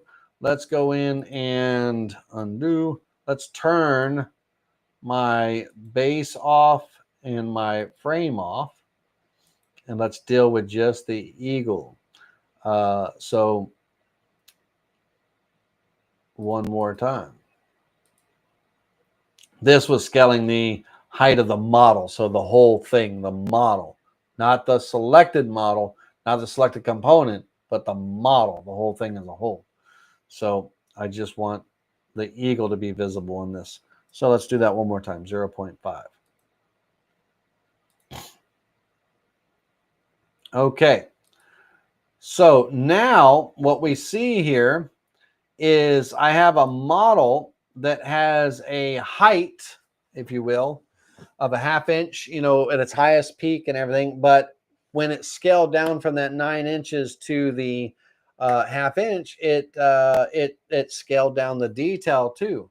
So if we look at this from the front, there's no detail. Really, it's kind of all gone. The detail of the eagle and all that stuff, right? And everything. And so this is where the second component that was created and let's turn this off and turn that back on. The second component that has all that detail, right? Think of like a sheet, a bed sheet. I'm going to go out and drape a bed sheet over a car. When we lay that sheet over a car, it's going to conform and take the shape of what's underneath it, right? So this embossed model that is literally almost paper thin with the detail and everything, that's my sheet. The base model of the eagle that I reduced down to a 1/2 inch, that's the car. And when I drape the sheet over the car, that gives me the model with my thickness and the detail. Okay. So now we have, it drapes that detail over, and we have that detail on that reduced height model. Okay. All right. All right, cool. Now on this eagle, first thing I want to do is, let's move this profile out here. I am going to, I don't want to get too close to my edges and everything, but I'm going to size this up a little bit, not much, because I've got a bit that's going to be coming in here cutting that undercut. And I want to create almost kind of like a pillar. So I've got this blank here and everything. So I'm going to create, coming out of the bottom of the frame here, I'm going to create kind of a pillar that this is sitting on and everything. So I'm going to, in the 2D view, I'm going to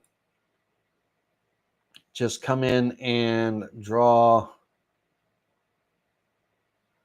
a rectangle Bring that in there.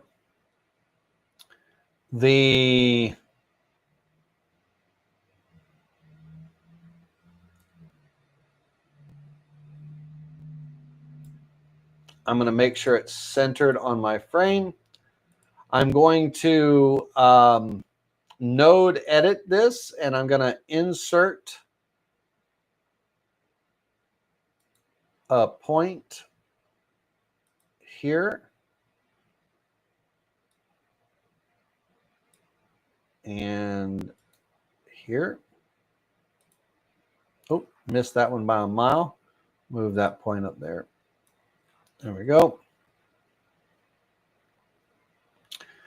And let's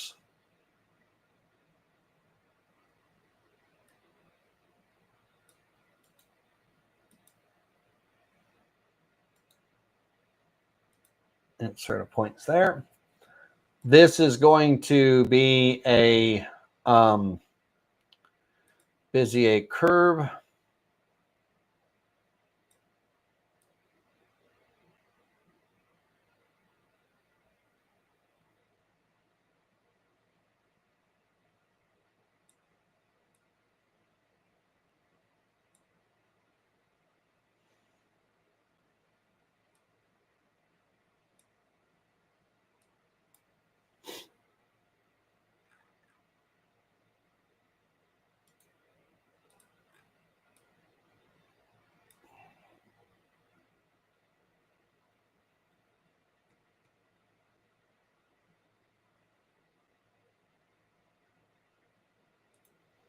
Okay, I gotta find the center of this, cut that vector right there, and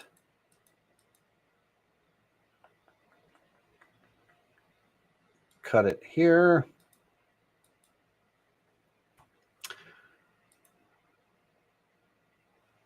Flip that mirror, create a mirror copy, flip it about job center.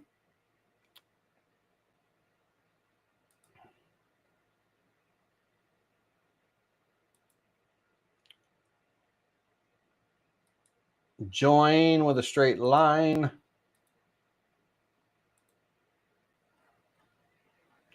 Make sure I am centered. I should be because I flipped it about center, but never know. All right, now on this pillar, if you will, it is, I want it to have kind of a little bit of a rounded shape to it and everything, kind of a rounded shape to it. It can't be too tall. I'm going to have to reduce the height now, but I want to kind of give it the illusion of the rounded shape. So on this particular shape here, I got to go back into node editing and find let me delete this point here and this point here. And this will give me kind of a virtual center point right there. Let's cut that vector and cut this vector. So it's two separate pieces. And I'm going to use this right piece here, and I'm going to go in and do the turn and rotate option. I want to scale the height on this, and I'm just going to scale it to 3/8 of an inch, 0.375, and I want it to merge with the other models and all, and I'm going to kind of create this pillar, if you will, right? So, and I can actually, on that height, let's go a 1/2 inch. Bring that up just a little bit.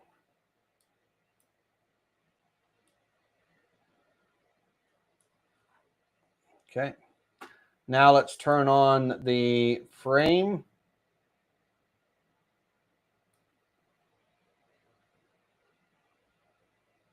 And let's turn on the base just so you can kind of see the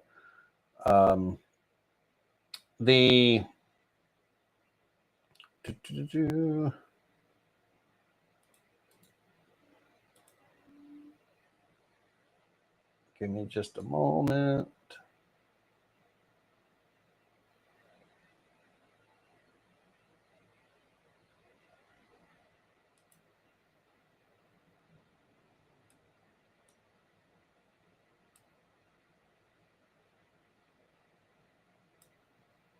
See if I can move this down. There we go. All right. So just to give you kind of a visual, let's turn the vectors off for a minute.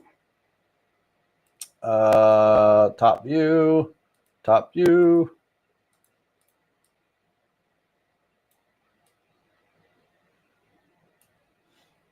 Long story short, that's going to be the frame.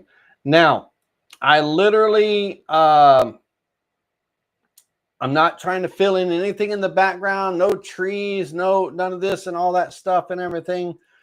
So if I felt that my height was too high or anything like that, then I would change it and all. But again, my width and my height, they're kind of proportionate. I don't care about that open space up there. I want this to look like, a frame, and I want this to look like there's just kind of almost like you're looking through at this statue kind of, through a framed window or whatever the case may be, right? And everything. And so I want to have that look. Okay. Now, on this model, on the edges and everything, I could, instead of it kind of being kind of straight like that and stuff, I could add a little bit of a draft, little bit of a slight angle. Too much doesn't look good at all. A little bit might look okay, but it would smooth up these edges. If I added a bit of a draft to the edges there. But if I go with too much of a draft, then it loses its effect. So we're going to see what a draft does for me and how it looks. When you're doing a draft, you only want the model that you're drafting to be visible. And by the way, let me take 2 seconds here and go File, Save As, and save this. This is going to be Jupiter.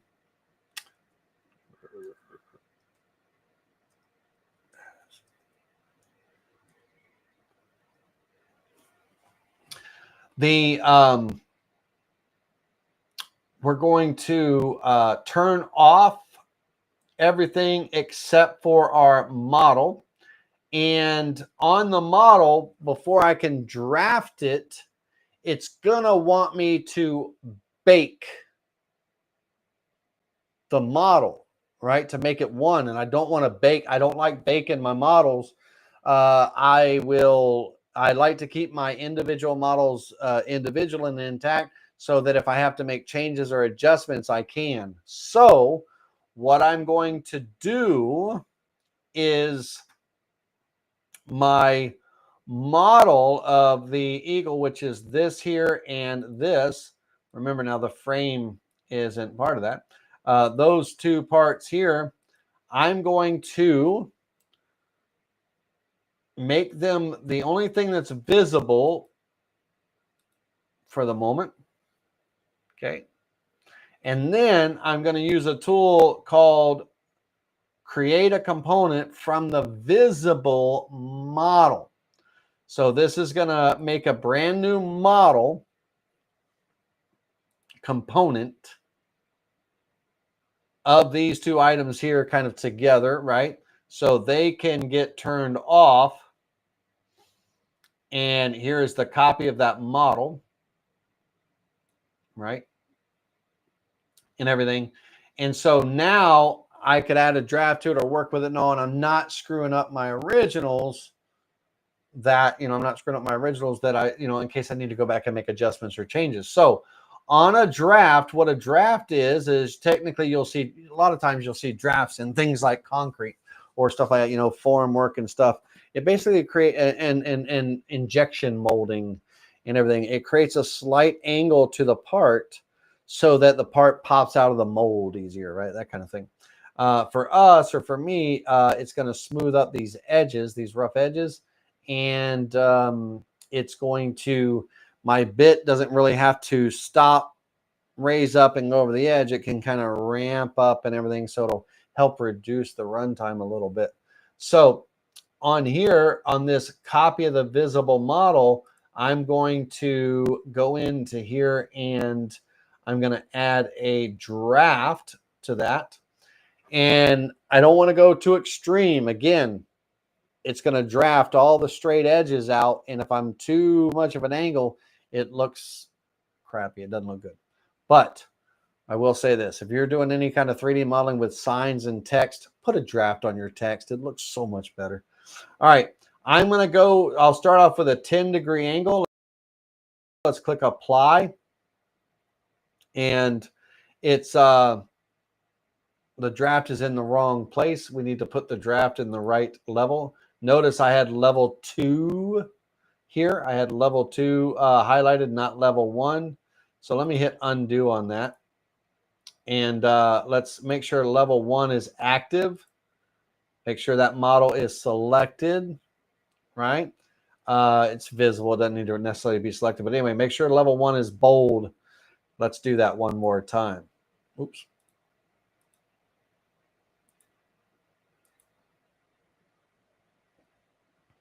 Okay. And so what that does, that 10-degree angle does, is it slightly, if I went 15, click apply, watch these edges around the jaw and everything. The draft now, it's going to put the draft in, right? So it kind of pulls those edges out and, you know, smooths off those edges. And we don't want to be too much. We don't want to be too much of a draft. Otherwise, it looks gaudy, you know, and stuff like that.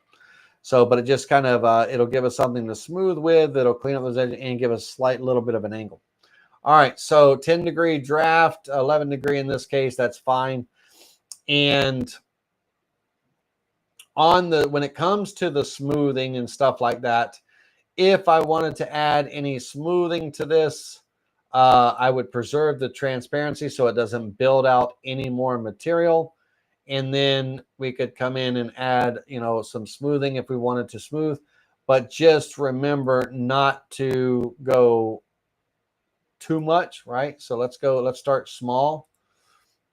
And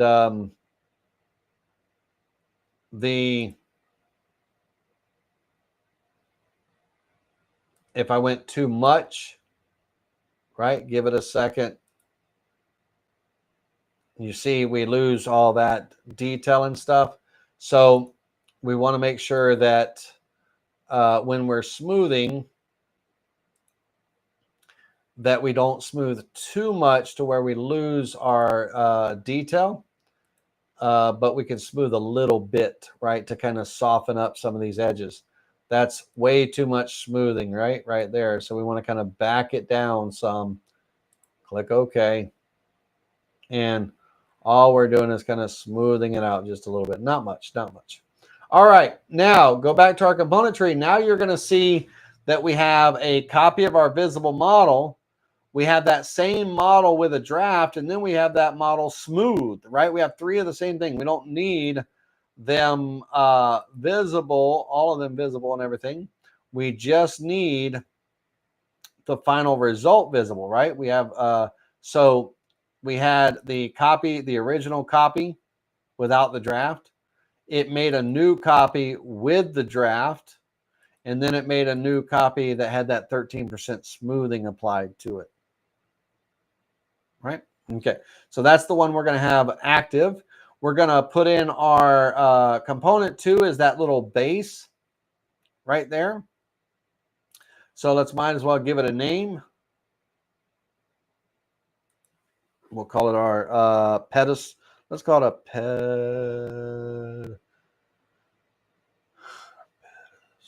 pedestal.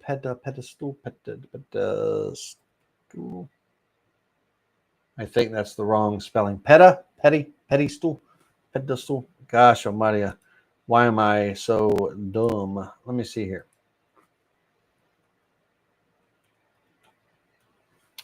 Pedestal. So it's not even stool, it's stall. Pedestal. Pedestal. That pedestal. I knew I was wrong. Pedestal. What's up with that? Damn rednecks. I'm a country boy. Forgive me. Let's see here. Rename that pedestal. All right. So that's going to be the pedestal. And then we have our frame. All right. We're going to have our frame. So right click and rename that. That's our frame. Now, the base was for visual purposes only. I'm not, we'll turn it back on just for a second. That's for visual purposes only, so you can kind of see everything, but it's not going to be part of the, project. Right, leave that off. Okay. Now, go over to the toolpath side of the software. Go into the job setup, the material setup, not job setup, the material setup. Make sure your model's in the correct place in the material. Right now, my 2.5 inch material, my model is at the bottom of the material. We need to make sure the model is at the top of the material.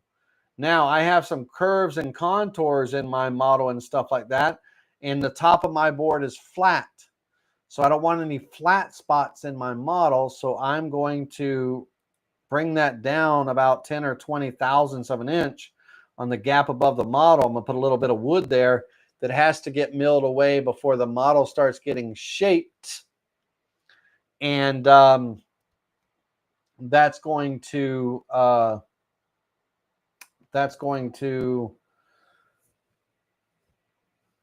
what am I trying to say? What am I trying to negotiate? That's going to eliminate any possibility of flat spots. Now, remember what I said about my relief, if you will, right? My relief, that when I do that relief cut around here on the inside, it's going to kind of give that shadow effect. Well, now I have a pedestal that is pretty much, sitting on that frame, right? It's not up in the air or anything like that. Got to keep that in mind, because if my router bit, I've got this bit that has, let's call it a 1/2 inch head on it. When it comes in and it's cutting and stuff, cutting that relief cut, I do not want it hitting this pedestal unless I literally have it go around and undercut under the pedestal too, to create kind of a relief or a shadow underneath that as well. I probably will not have that bit come around and cutting under, the eagle or any of that stuff. I probably will not have it, undercutting under this. I will have it undercutting around the frame, but I'll probably have to draw the vector and stop the vector, right? This is where I really wish that Vectric would show undercuts, and also I could see what it would look like, undercut on that pedestal, with a nice undercut underneath it all the way around. It would be, it would help me kind of decide what I want to do. But so with that in mind, on another layer, I'm going to take this vector and this vector here and this one. I'm going to take these two vectors and I'm going to copy them to a new layer. We're almost done, ladies and gentlemen. Hang out with me for just a little bit longer. I'm going to create these. This is going to be my inside undercut vector.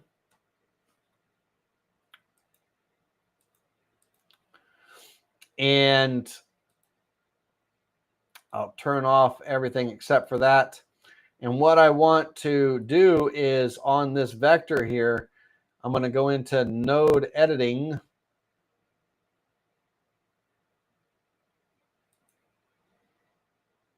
Let me get a guideline going first. Let me put a guideline right here and a guideline right there.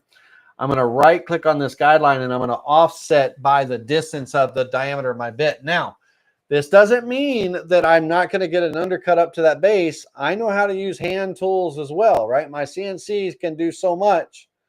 But if I want to bring that undercut underneath, I have chisels, right? I have chisels and things, and I've got a Dremel that I can come in and undercut all the way right up to the side of that pedestal. My CNC doesn't have to do it, right?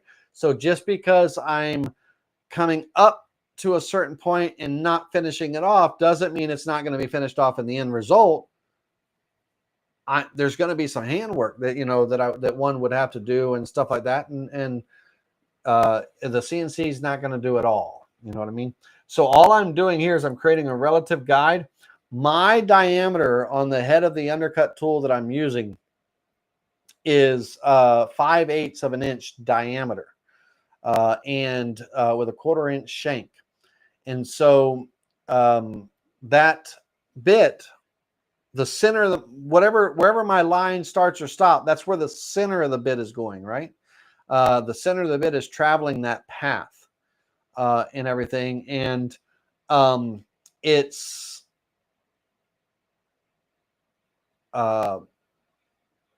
important that I cut my line off to where the bit's not going to cut into my pedestal over here. So I'm going to create a guideline. If my full diameter is 5/8, right, then we're going to have what is that, 5/16 offset. So that 0.625 divided by 2 equals, right, 5/16, 0.3125. So I'm going to create a relative guide to the left negative number. And then on this one, I'll do the same thing and create a relative guide to the right positive number.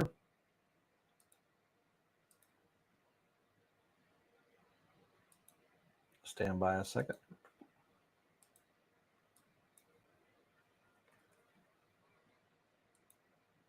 Okay.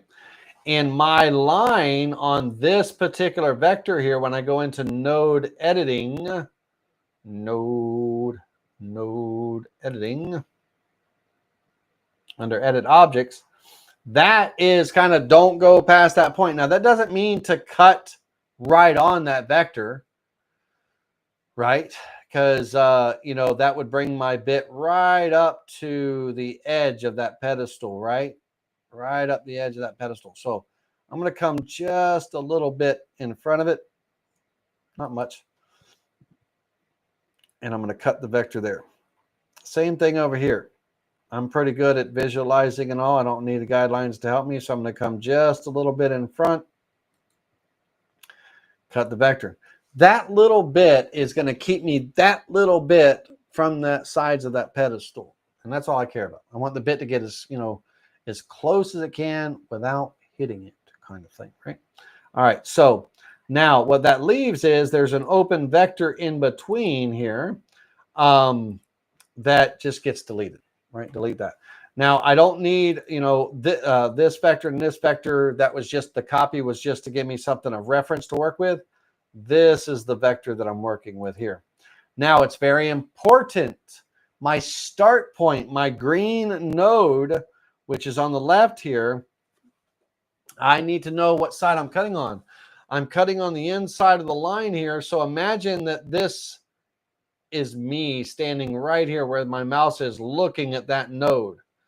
If I was standing here looking at this node, then if I held out my arms, my left arm would go this way and my right arm would go that way. So when I'm choosing the profile toolpath and it says outside right or inside left, if I'm thinking, if I use the word inside and I think, oh, I need to be on the inside of the line, it's the wrong way of thinking. Left and right side of the line, right? So this is the left side of the line over here. This is the right side of the line. Okay.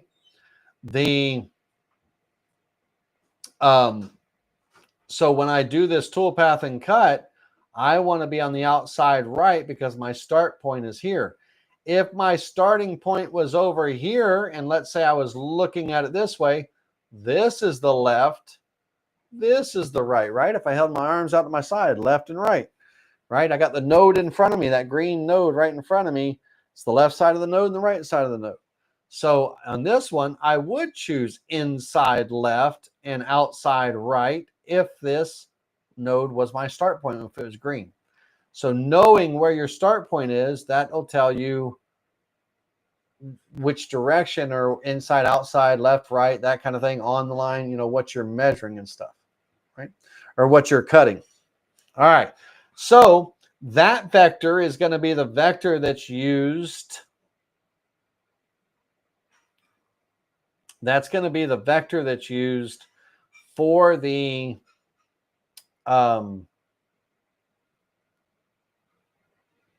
undercut. Thank you. Now, Laney, how do you remove your material and stuff, you know, for the undercut? When you're carving this model and everything, what do you do and all that stuff, right?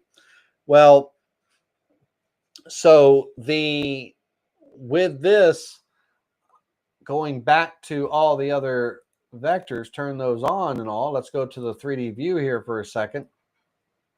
Give me 1 second, John Thompson. I'll answer your question. Let's get up here.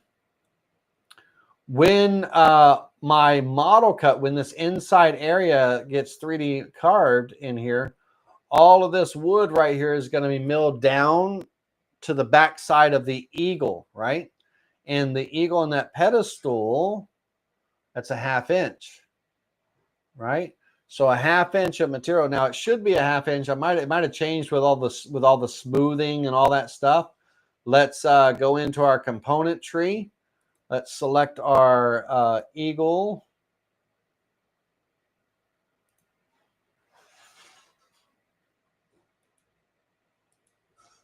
In our component tree, select our eagle. Hold the shift key down, select our pedestal, and that's it for that. Those two items, if I double right click and go to the properties.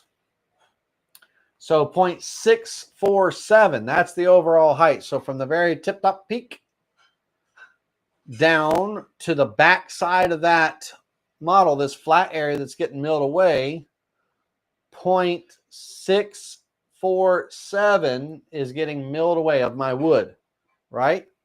That's fine. That's fine. No problem there. My wood is 1.5 inches thick. So that, when it's all said and done and that inside is carved, the flat area right here, the flat area is going to be 0.647 inches deep. Okay. My frame, the top edge of this frame right here, from the, the highest part of my model, let's say, let's call it 1.5 inches plus that 20 thousandths. Remember the 0.02? So that's the top of my wood. It's getting milled down to 1.3 inches. All that wood's getting milled down to right here for the frame, the top of the frame. And right here, the underside and all, we're probably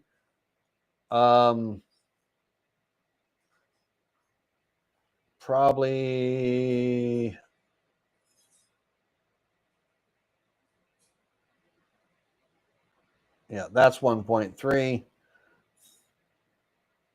It has its highs and lows. I'm trying to get to it. 1.3714 right there. So I'm going to be milling 1/4 inch below that all the way around. So we'll take a look at, once we do the first tool path and get all the wood moved out of the way, then I can tell how deep I need to have my bit run to do that undercut. John Thompson says, Laney did a two-sided frame. Laney did a two-side frame, and it will show the step in on the back of the frame if you wanted to see the finished look. Okay, so yeah, if I set the job up as a two-sided project and create that underside and everything, what John's saying is because it's two-sided, you can kind of see that underside if you want to see that finished look.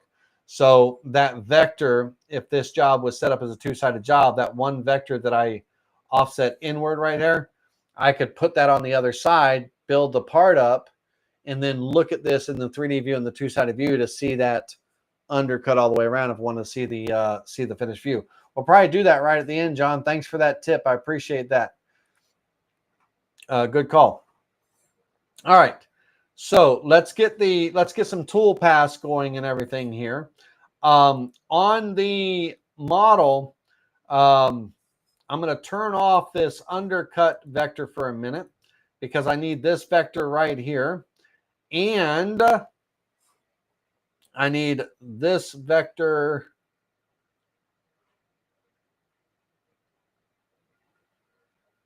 Yeah, that vector right there.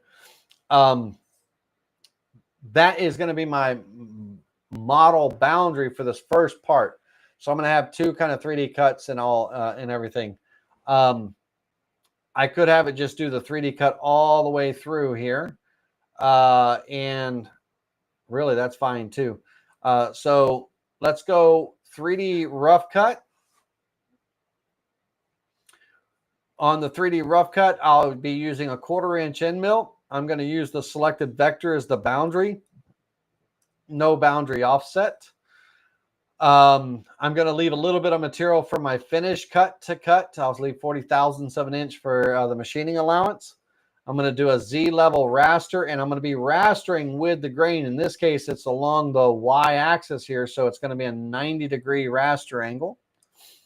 And this is going to be the 3D rough cut on the overall project. Let's make sure all the components are turned on. Frame, pedestal, smooth. Yep. We're going to calculate this tool path.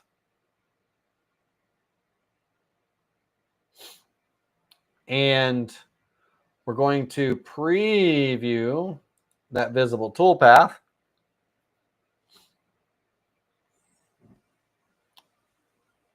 Let's turn this a little bit so you can kind of see that. This will be a little bit faster. This computer is pretty zippity, so even at this higher resolution, it does really well with the speed and stuff. Super happy with that and everything. One thing I got to download is my mouse cursor highlight tool so I can highlight the mouse cursor so you all can see where my mouse is and what I'm clicking on and stuff like that. I don't know if I had that in Restream here.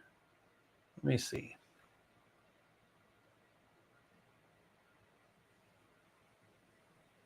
No. All right, let's turn off the black color. We don't need that on right now.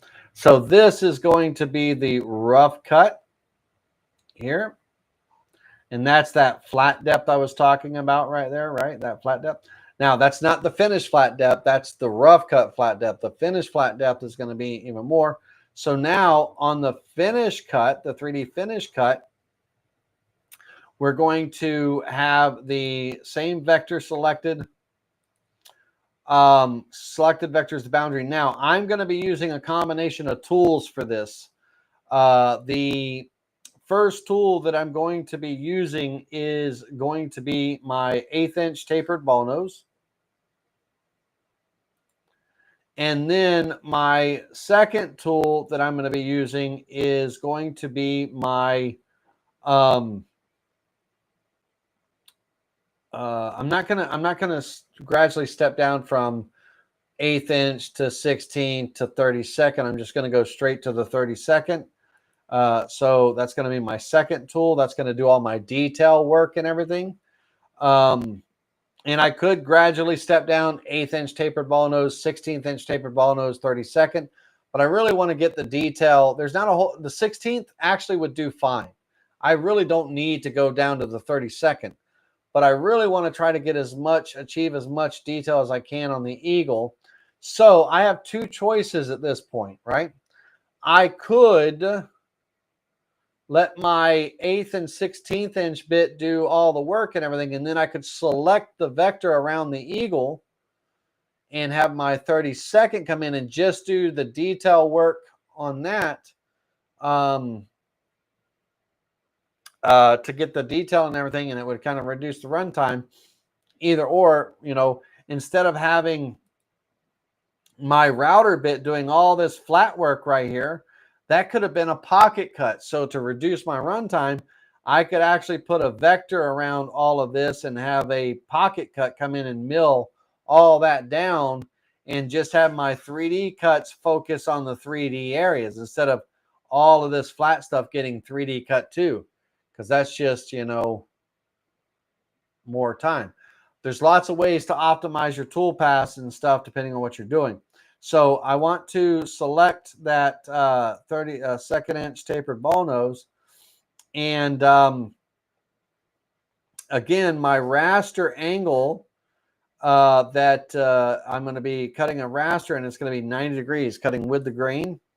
We're almost there, ladies and gentlemen. Hang with me a little bit longer. We're going to calculate that tool path. And again, if I created the vectors around the eagle and the pedestal and stuff, I could have my end mill just go in and pocket all that material away, you know, all the flat stuff, instead of my small bits doing all the flat work, right?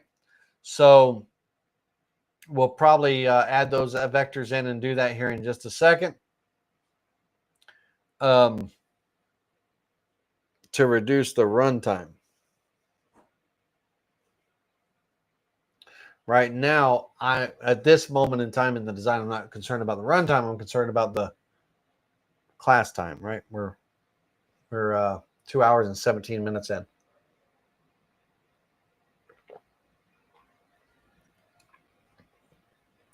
All right, so if we preview this visible toolpath and everything, let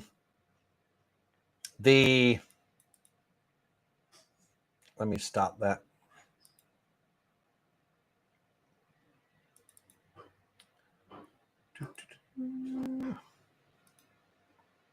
Raster 90. Raster 90, calculate. Let me calculate that one more time. One of my bits was calculated for an offset while the other was calculated with the raster. And on the offset, it's going with the grain, against the grain, with the grain, against the grain, with the grain, against the grain. And so I'll have a lot more sanding and cleanup and detail to do.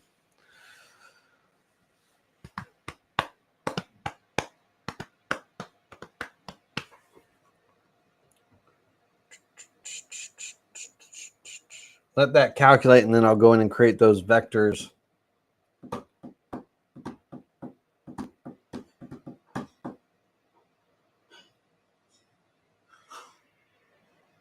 We'll set this up as a two-sided job and show what John was talking about that undercut, so you can kind of get an idea of the visual, that finished look and everything. Let this calculate out, and then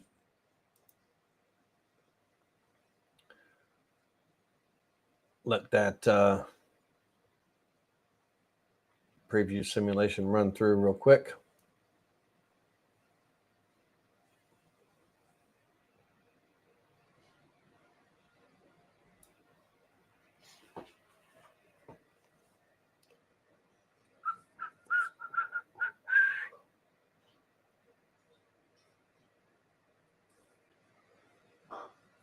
Now, again, this is taking a three-dimensional model that could be 3D printed or, you know, 3D carved, simply doing an emboss on it, meaning kind of creating a 2.5D carving from it. It is not segmenting and, you know, slicing it up to create a 3D statue from slices and things. That's going to be, that's another class for another day. But this is taking what was, or what is, a 3D model and turning it into a 2.5D for the carve. Oh, why my stomach's growling. I'm hungry as albeit, but sorry if the mic's picking that up. My stomach's growling at me. Starving.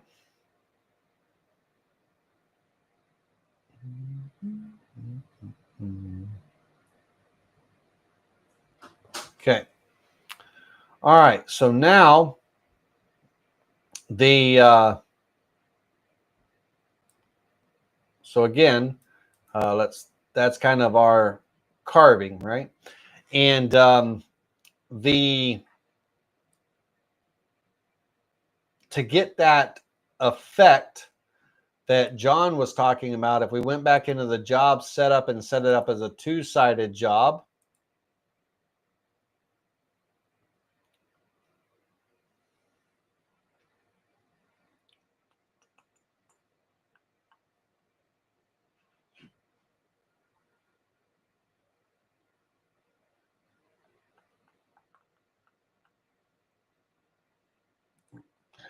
And if we took the vector that I created here and move that to the other side, and we flipped on the other side,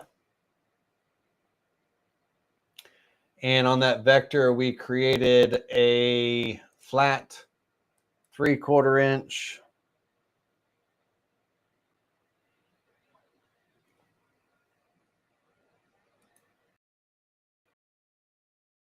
tall base, if you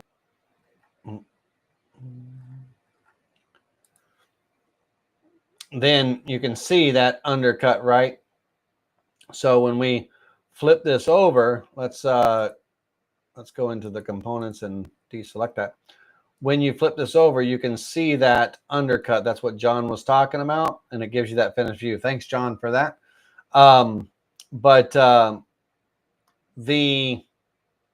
Now for my cut, my bit, the bit that I'm using, it's 5/8 of an inch diameter, and the shank is 1/4 of an inch. And so that leaves me with 3/8. If I did my math right, 5/8 minus 2/8 is 3/8. And if I divide that by 2, that's 3/16. 3/16 all the way around. So I might get a bigger T-slot to give it a little bit more of a relief undercut, a little bit more than that. I'll see. But what I'm shooting for is that when this is hanging on the wall, right, and from the side, it's going to have this relief there. And I probably might have to make it a little bit more. But now I could achieve this. I don't have to do it on the CNC. I could literally achieve this on a table saw. Blade down low, run it through, flip it around 180 degrees, do the other side, do the ends, flip it around 180 degrees, do the ends, and I could literally mill away up to a certain height with my table saw blade, right? Or on a router table, like a router table, I could have a 1/4 inch, 1/2 inch, 3/4 inch. I could have a rabbet bit, on there, and that's literally what we're making. It's a rabbet all the way around the perimeter underneath, right? I don't have to use the T-slot bit to do the undercut. I could achieve it probably so much easier using a router table, which I have, or a table saw, which I have, kind of thing. What I'm simulating or indicating here is I'm trying to get people to think outside the box a little bit. Like, I have a board clamped on the table, no clamps in the way I'm going the perimeter, and I'm literally using a bit to come on the outside down to the bottom of that board, come in, mill away that material, raise up, mill away that material, raise up, mill away that material, raise up, because the blades are only a certain thickness, right? I'm milling away all that material until or I could do it the other way. I could start from the top and mill my way down, right? But I'm literally I'm offsetting over that line. I'm letting that bit go in and cutting underneath, and I'm creating that undercut all the way around on the CNC. So the purpose of that is to let people know that can be done. I'm so glad that you can see this. Thanks again, John. I'm so glad you can see this, visual and everything, because that's what we're going for. And on the inside, that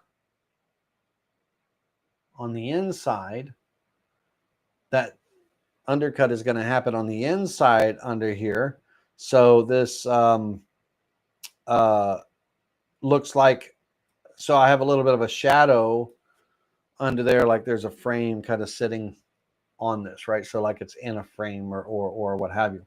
So that, and unfortunately, I need to create that tool path, but unfortunately, I can't show that. It won't show that. Now, possibly, hold on a minute. Might be talking out of my butt here. Hold on a second. Can we, with the two-sided view? Can we? Let's see here. Copy to the other side.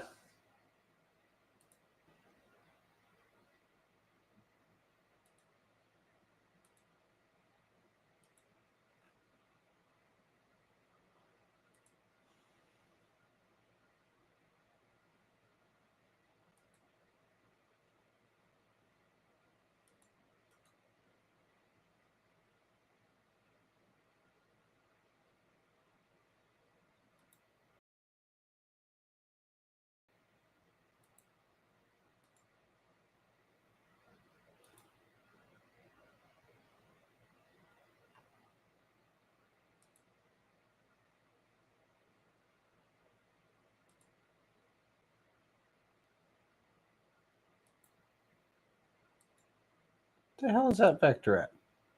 Hold on a minute.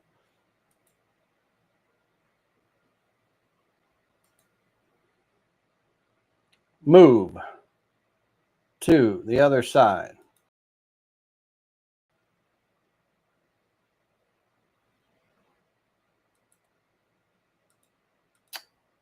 Close your tools. Always close your tools. Always close your tools. There we go. Not going to do it when there's tools open. All right. Offset. Inward, outward. 1/4 of an inch.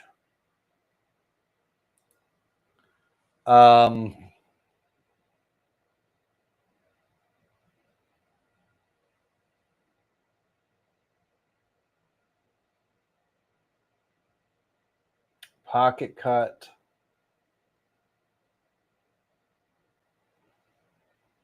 Through cut.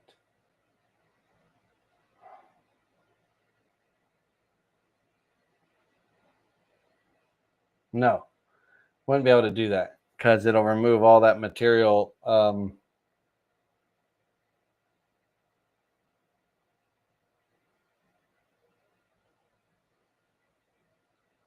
no, it won't show that because it just won't. I don't think it will. Pocket cut. Let's go just for a minute, 1/4 of an inch. Calculate, because it's cutting from the back side, not the front side, not the top side. So that's not helping. That's not, it's not showing anything.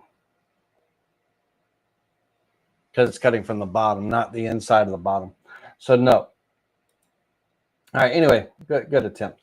Okay, let's go back to the other side. So let's finish this up. We got to hit save, file, save. Okay, so here's what I've got. I've got a profile toolpath cutting. It's going to, I have to have a lead in and a lead out, right?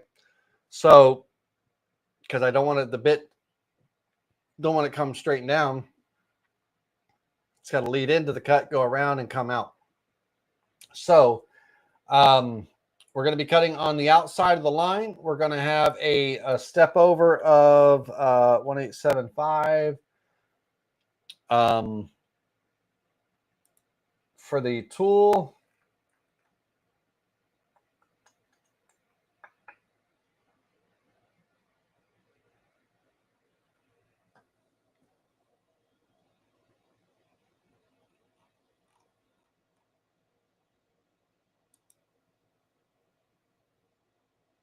bear with me. I got to figure out where my T-slot is.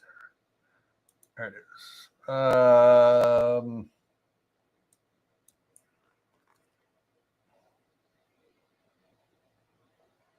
Has to be set up as a dummy tool.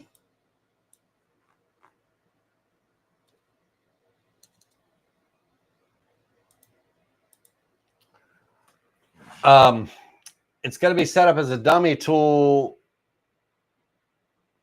because it won't show the undercut. All right, so that's going to be the T-slide, but it's just going to use the speeds and feeds. I need to start at a, I need to lead in. Give me just a second here. There's no wood out here. So I can't think like, oh, do I have to remove material? There's no wood out here on the outside. So the it's going to start right below a quarter. So we're going to kind of go 0.26. We'll go 0.26. And then the cut depth is 2.6 gets me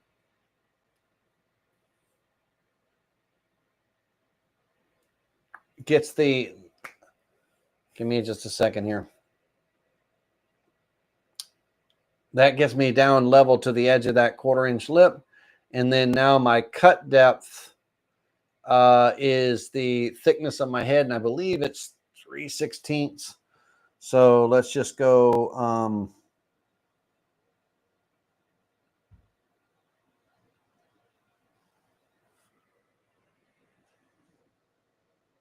I need to go below that. So it's 1/4 inch plus.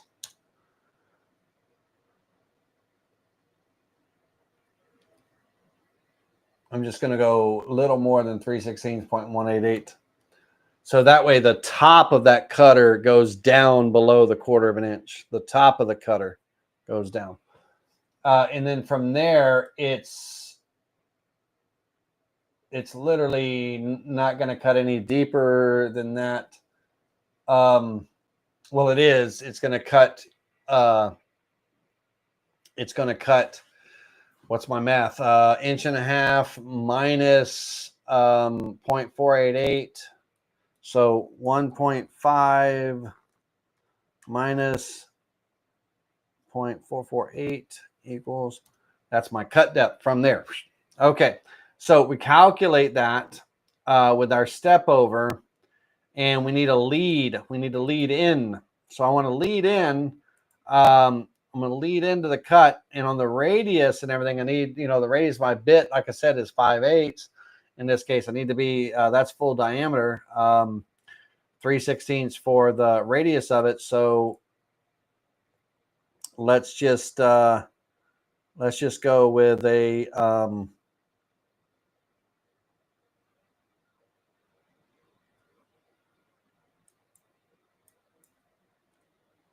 that's fine.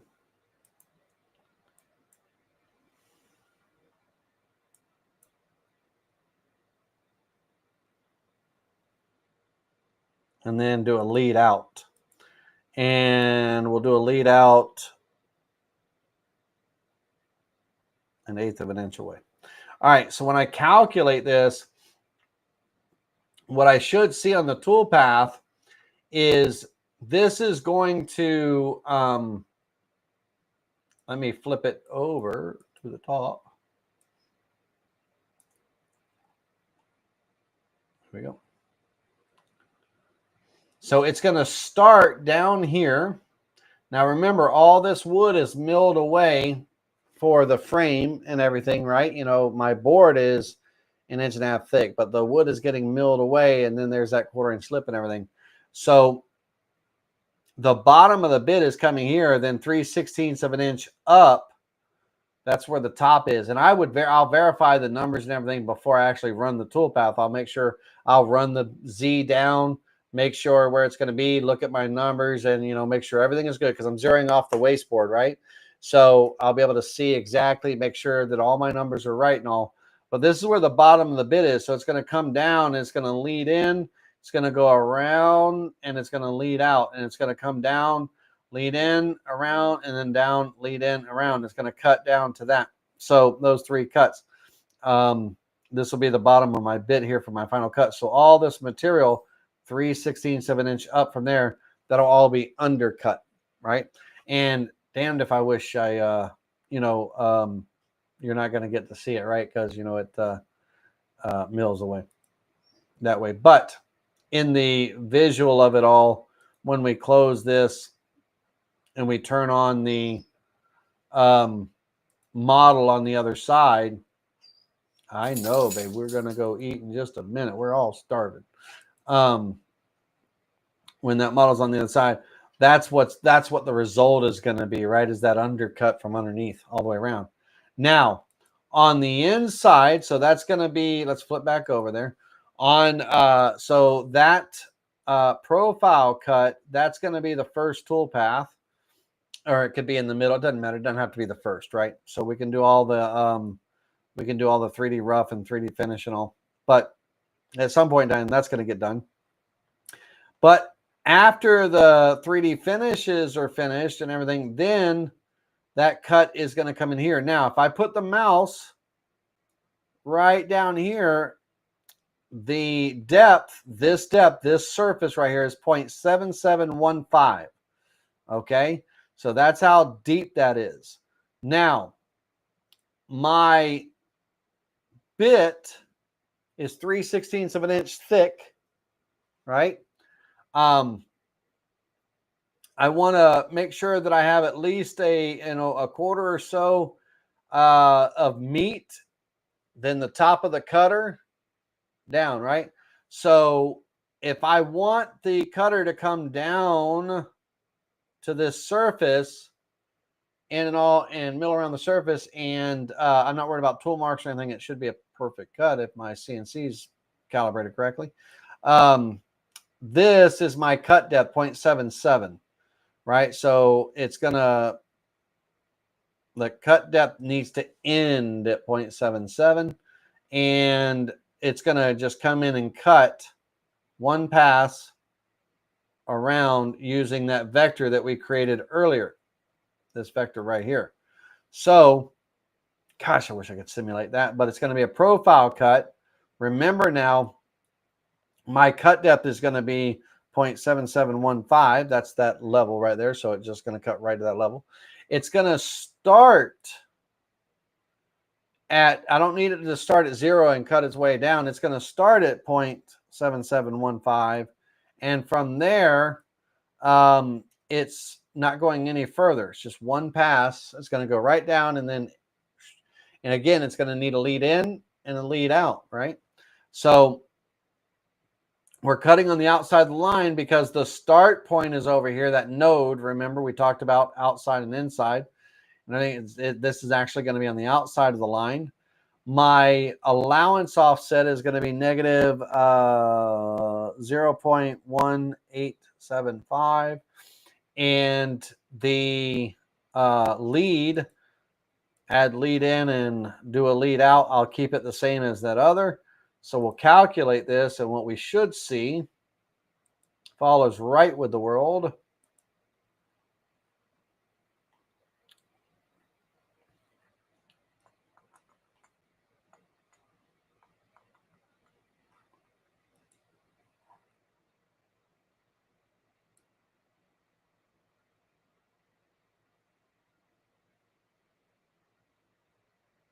Bear with me a second. No profile cut. It's going to go in and it's going to come out. So it needs to lead out.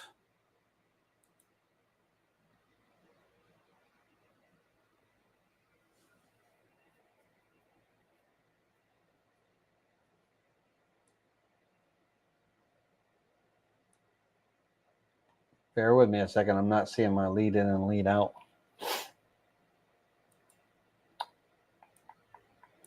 No overcut distance.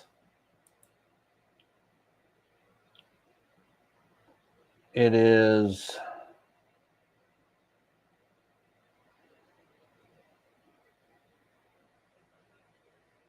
you know what? I'm an idiot. Why don't I just draw the vector in and make it simple on myself?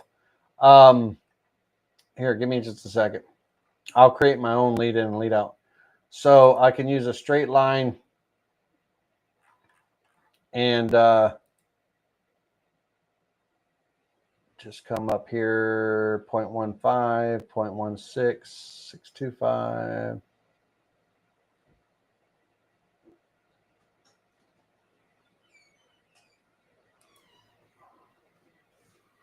Space bar.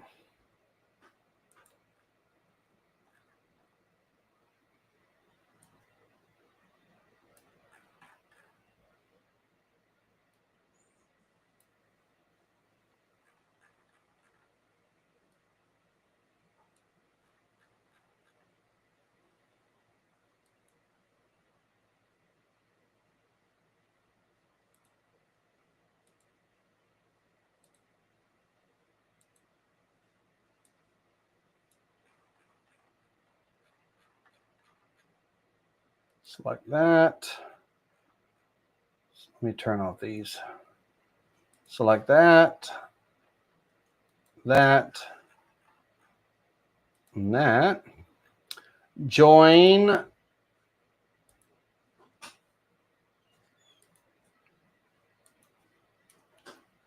them as one vector. Come in here, and again, making my start point, make sure that this is my start point. So in node editing, make sure that's my start point and my end point over there. This is still going to be that right side. Remember, if I'm looking here and all, this is left, this is right. So the right side, and it's going to come in and cut, and then it's going to come out and raise up. Okay, good. So that's what I'll do for that. Select this vector and recalculate that. I don't need a lead in and lead out at that point. Just calculate. And should come in, cut, go around, and then come out. Okay, good. All right, that would create my undercut under there. It's going to be one pass at that 0.7715. Where'd that number come from? If we close this and look at our model here, that flat surface area, if we look at the numbers at the bottom of the screen, 0.7715. That's the height of that model there. All right, ladies and gentlemen, this is what we have created tonight. And we're going to hit save, file save. And that is, let me get this, wait for it. That is one way that we can use websites like myminifactory.com and different things to create all kinds of cool stuff. Now, just real quick to show you something, if I go into import 3D model and I grab this lion here, and let's turn him the right way around. He's going to be the left side of him.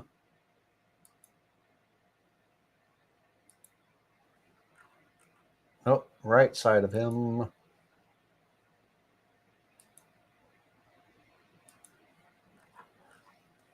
Let's make him much bigger just for 12 inches. Apply. So on this model, very cool model here and everything on him. If I was doing this, once again, I would poise him in a way till I get the look that I would want. It could be, I might want more top or whatever view. It could be choosing whatever it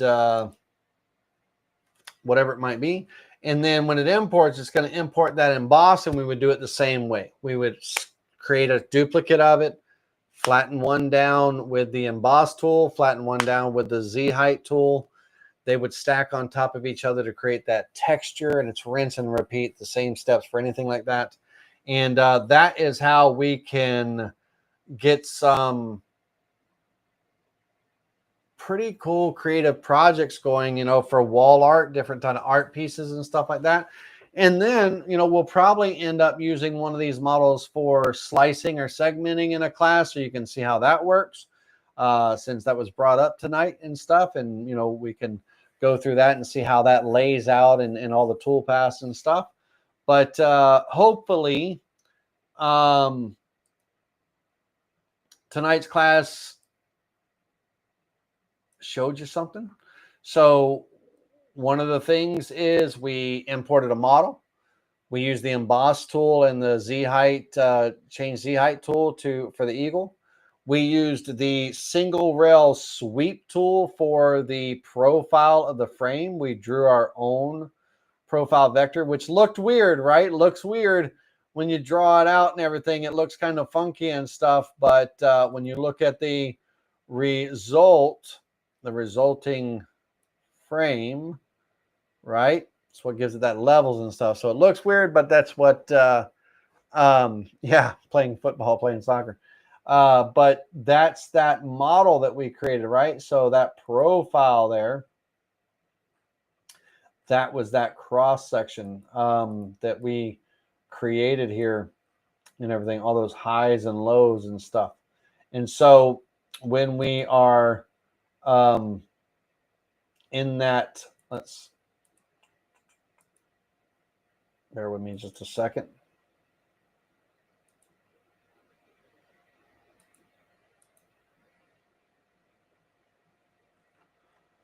That cross section that we created, that's what creates that, that frame, right? So we used the single rail sweep tool for the frame.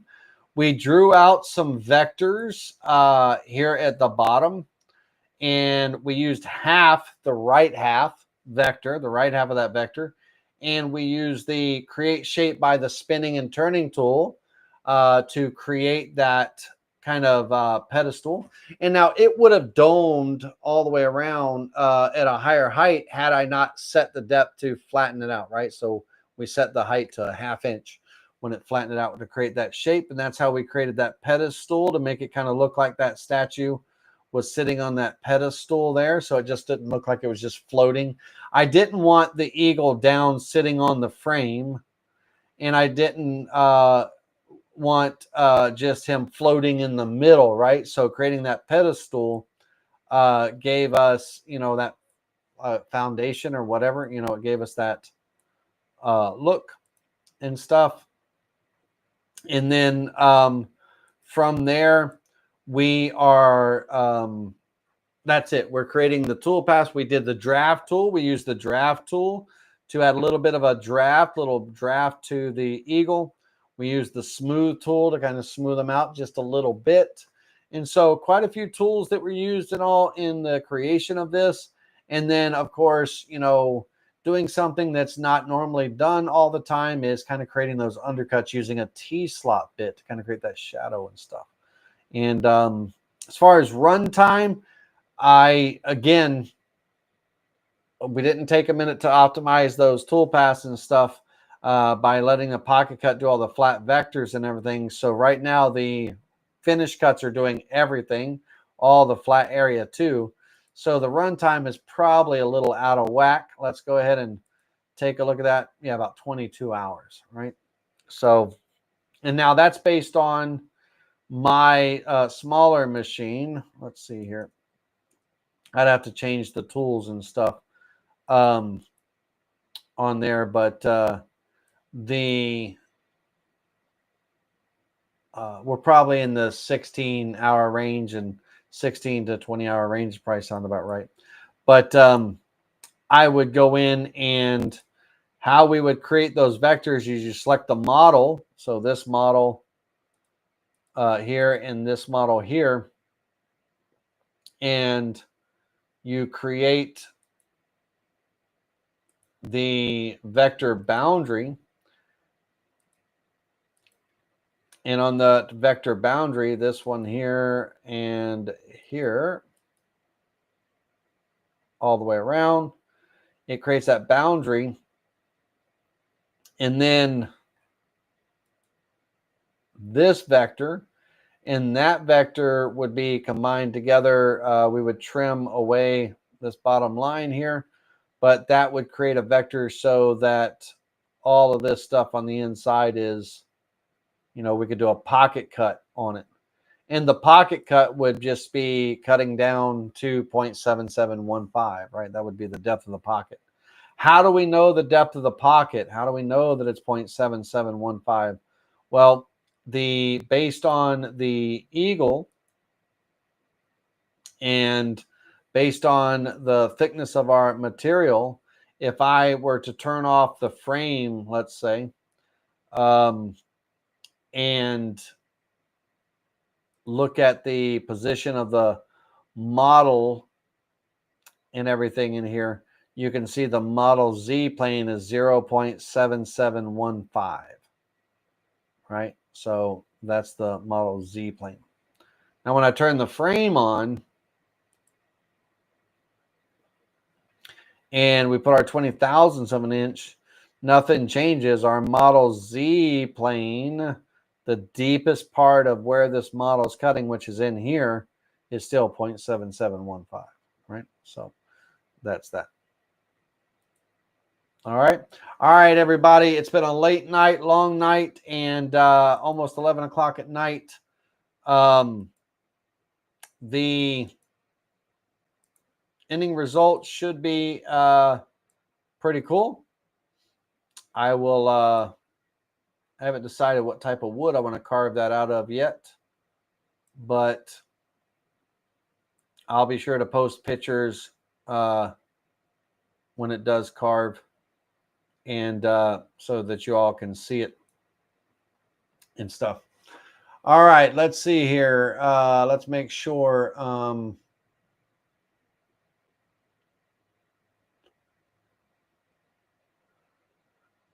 Brooke says, okay, Laney, thanks for showing how your project can be cut with a CNC in your shop. Is this how you would build this project?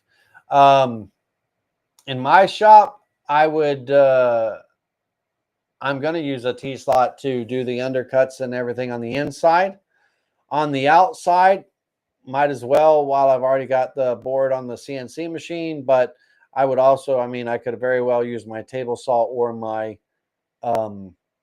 router table with a rabbet bit and just cut that rabbet on that outside, undercut on the outside, not the inside.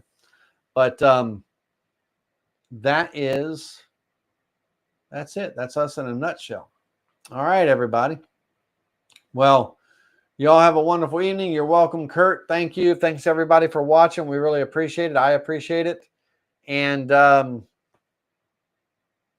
yeah, until next time, we'll see you soon. Take it easy.